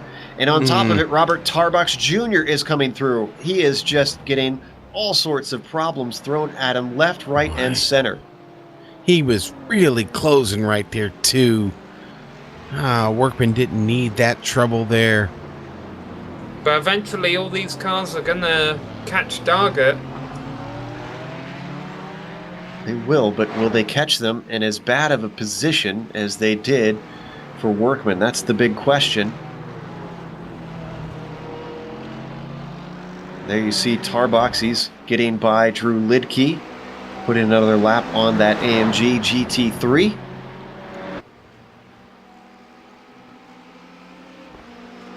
Paul Darling also overtook Workman. That's more potential lap time lost.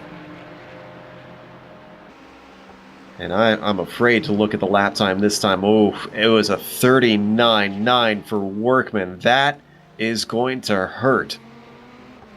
Not only hurt, maybe seal the deal, Joe. It's the time thing. You know, he was picking up time. He wasn't picking up great gobs of time. But I just think he's going to run out of time here. Jay, got to be careful, though. Here comes this traffic. It's not far behind him now. Dargert with a 38.5 last lap, gaining him about a second and a half. So anything that he had lost, that pretty much went straight back to him there. Tarbox approaching, coming into the technical section. This could help Workman here.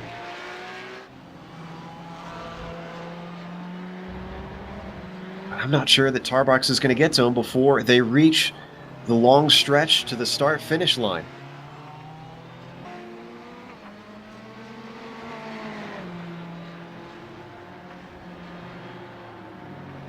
And in fact, from what we know of these Porsches and their straight-line speed, Tarbox might not even be able to overtake him before the first corner.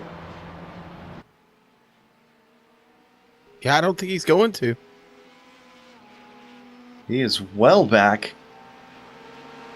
Now he could trip him up down through the Senna S. Let's see as he gains ground under braking, coming up close behind him. Tarbox has no one he's racing with. He can wait patiently if he wanted.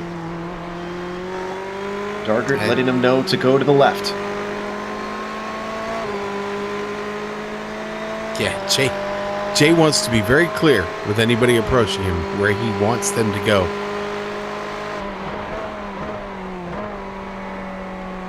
That last lap for Dargert was a 37.7. He's picking up the pace.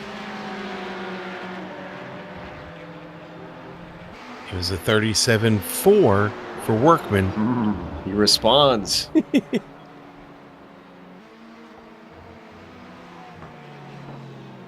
Paul Darling gets past Jay Dargert as well, and he still has Drew Lidke between them.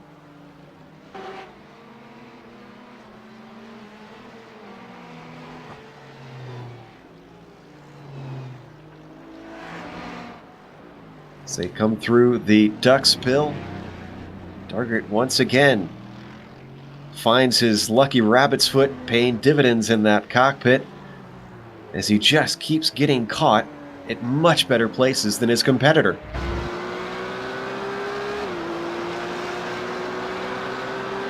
Sometimes the racing gods are with you. Sometimes they're not, Joe. Well, whether or not Jay is a Mounds or an Almond Joy, things are certainly going his way. Hey, I had a caramel-filled Milky Way this evening. A little Halloween treat. I had a Butterfingers myself. Leftover Halloween candy. Watch Drew Lidke still hasn't caught up to Jay Dargert. This AMG is struggling to try and overtake this Porsche. You can see the interval there that he has 14 seconds over Peter Hepburn, which should be enough, providing, of course, he's not running low on fuel or anything.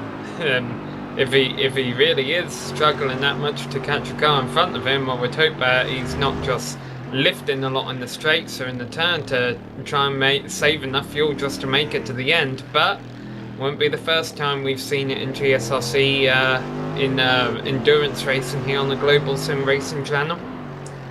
And now is when we need Bill to return into the chat, as his favorite topic comes up, is fuel and who's put enough in the car.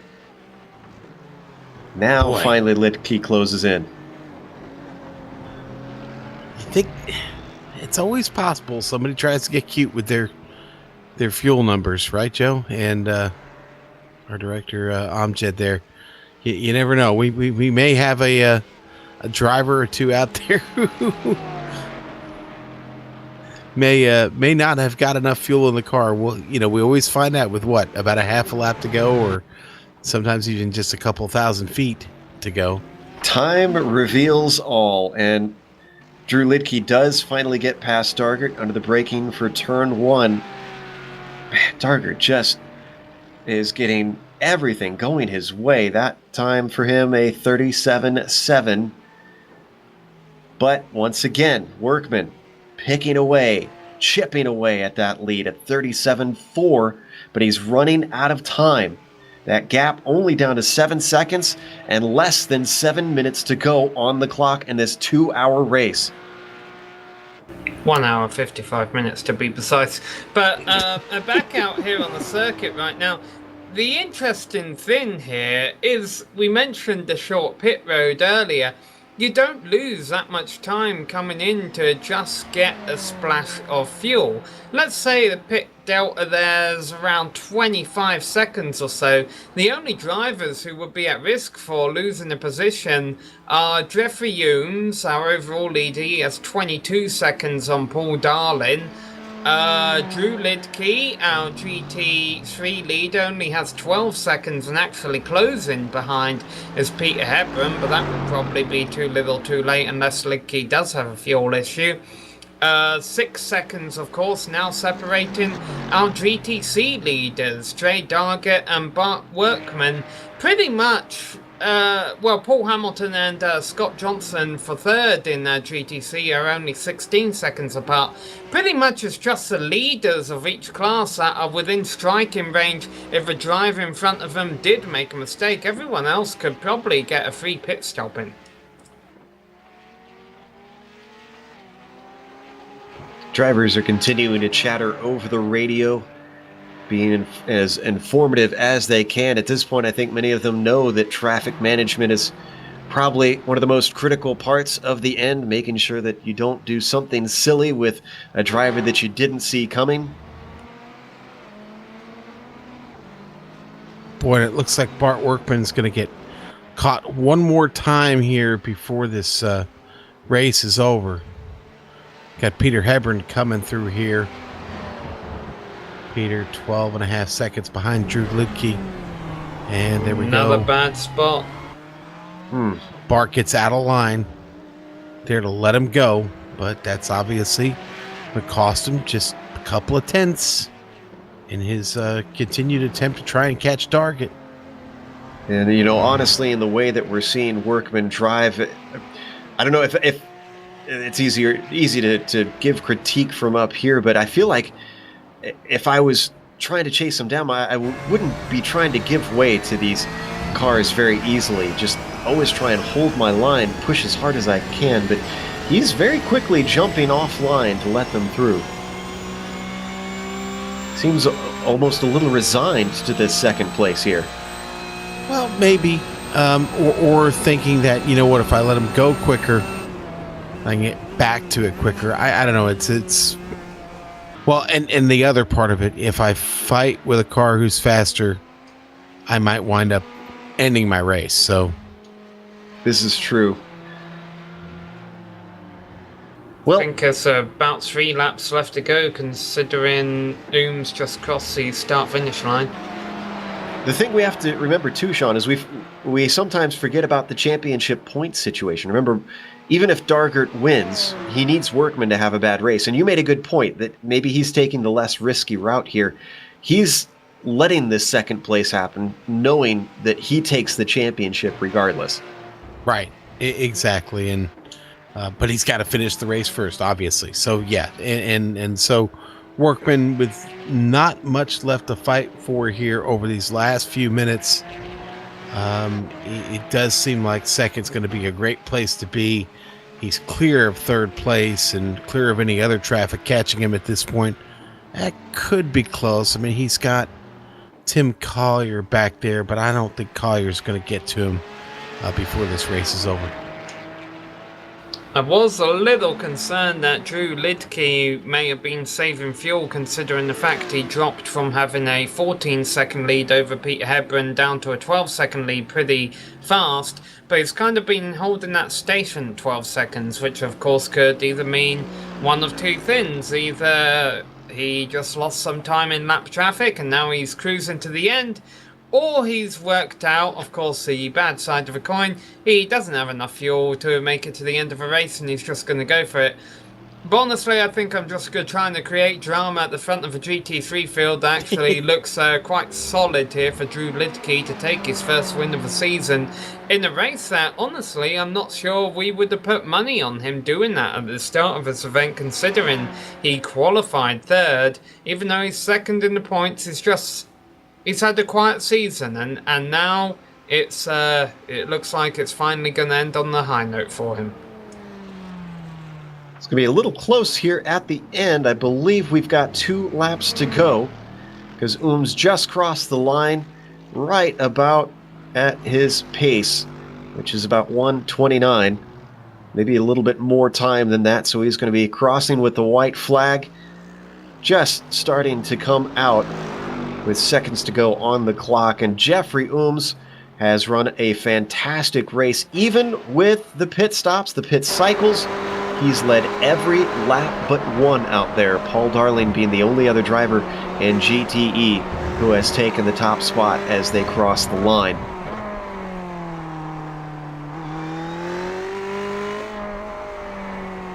Boy, back here in the GTC class, Workman has got it down to 6 seconds. But as I suspected a little while ago, he's just going to run out of time. What a valiant effort there. And, you know, I'm not sure that it'll bother him too much if he loses the battle because he knows he's going to win the war. Yeah.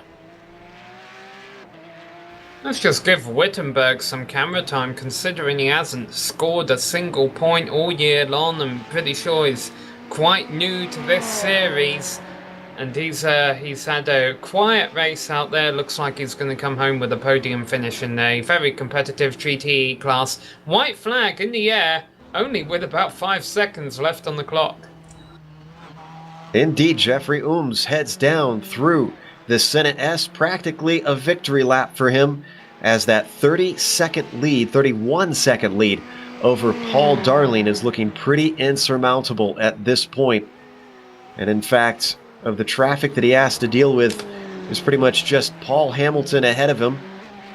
And that's it. He's got Samuel Scott, but that's a car within the same class, so he is unlikely to overtake him before this is done. Just a little bit of a hiccup here with Hamilton having to move out of the way and dutifully lets that white, green, and red Ferrari through. Beautiful Italian colors on an Italian car. Going to take home a win in Brazil and finish off this championship. Jeffrey Ooms approaches to Junxiao. Gets it woed up.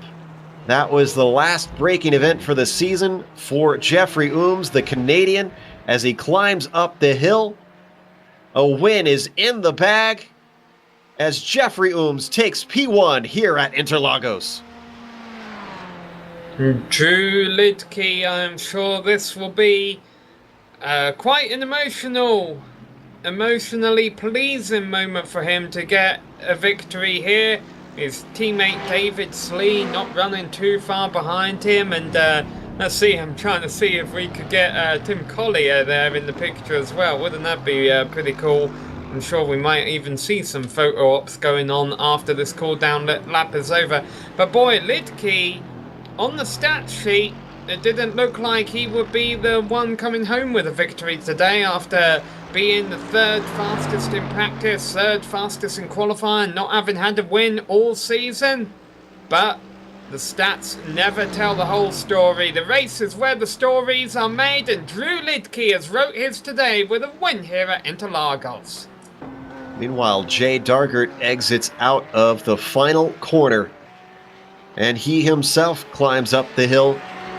Might feel a little bit too late, but at least he ends on a good note. Jay Dargert is going to take the win, even though he finishes second in the championship here at Brazil. Workman going to glide home in second. Joe, I think everybody's going to make it around on fuel here. Nobody got too cute with it. Everybody survives. In fact, we only had one retirement that whole race, Andrew Horsley. We're going to come back with the unofficial results here on the Global Sim Racing channel, as well as driver interviews. And on screen, you'll see all the upcoming races here on GSRC.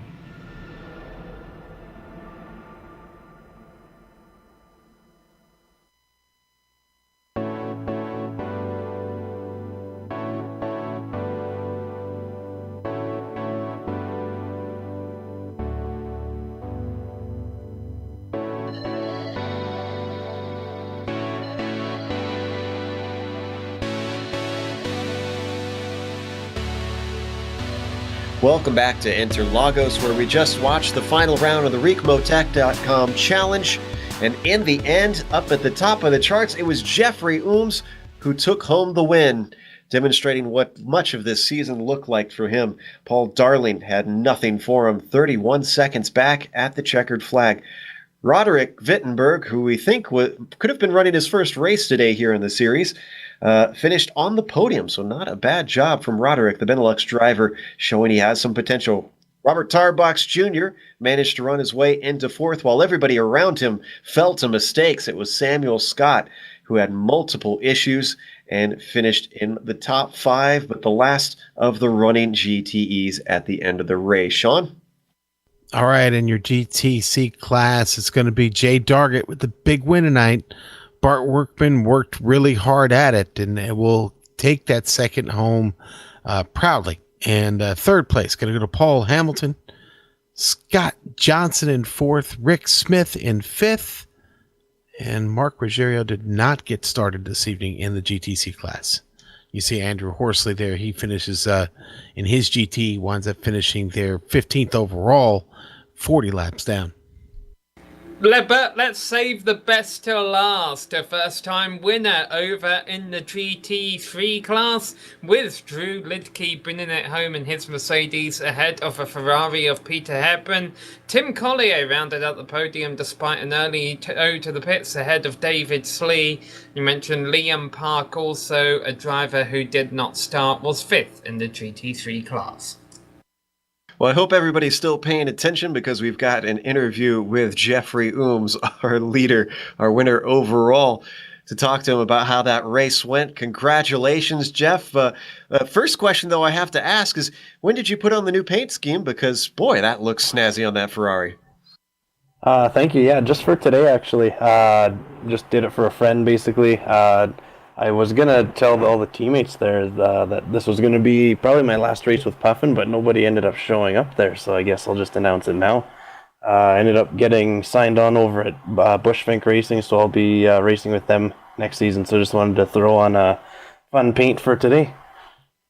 Oh, well, that is a fearsome combination. Bushfink has a number of top drivers, and you will be in good company over there. Now, this was mentioned by, I believe it was Paul Darling, said it was another easy win for you. Did you view it that way? Did you feel like this was a cruise to victory?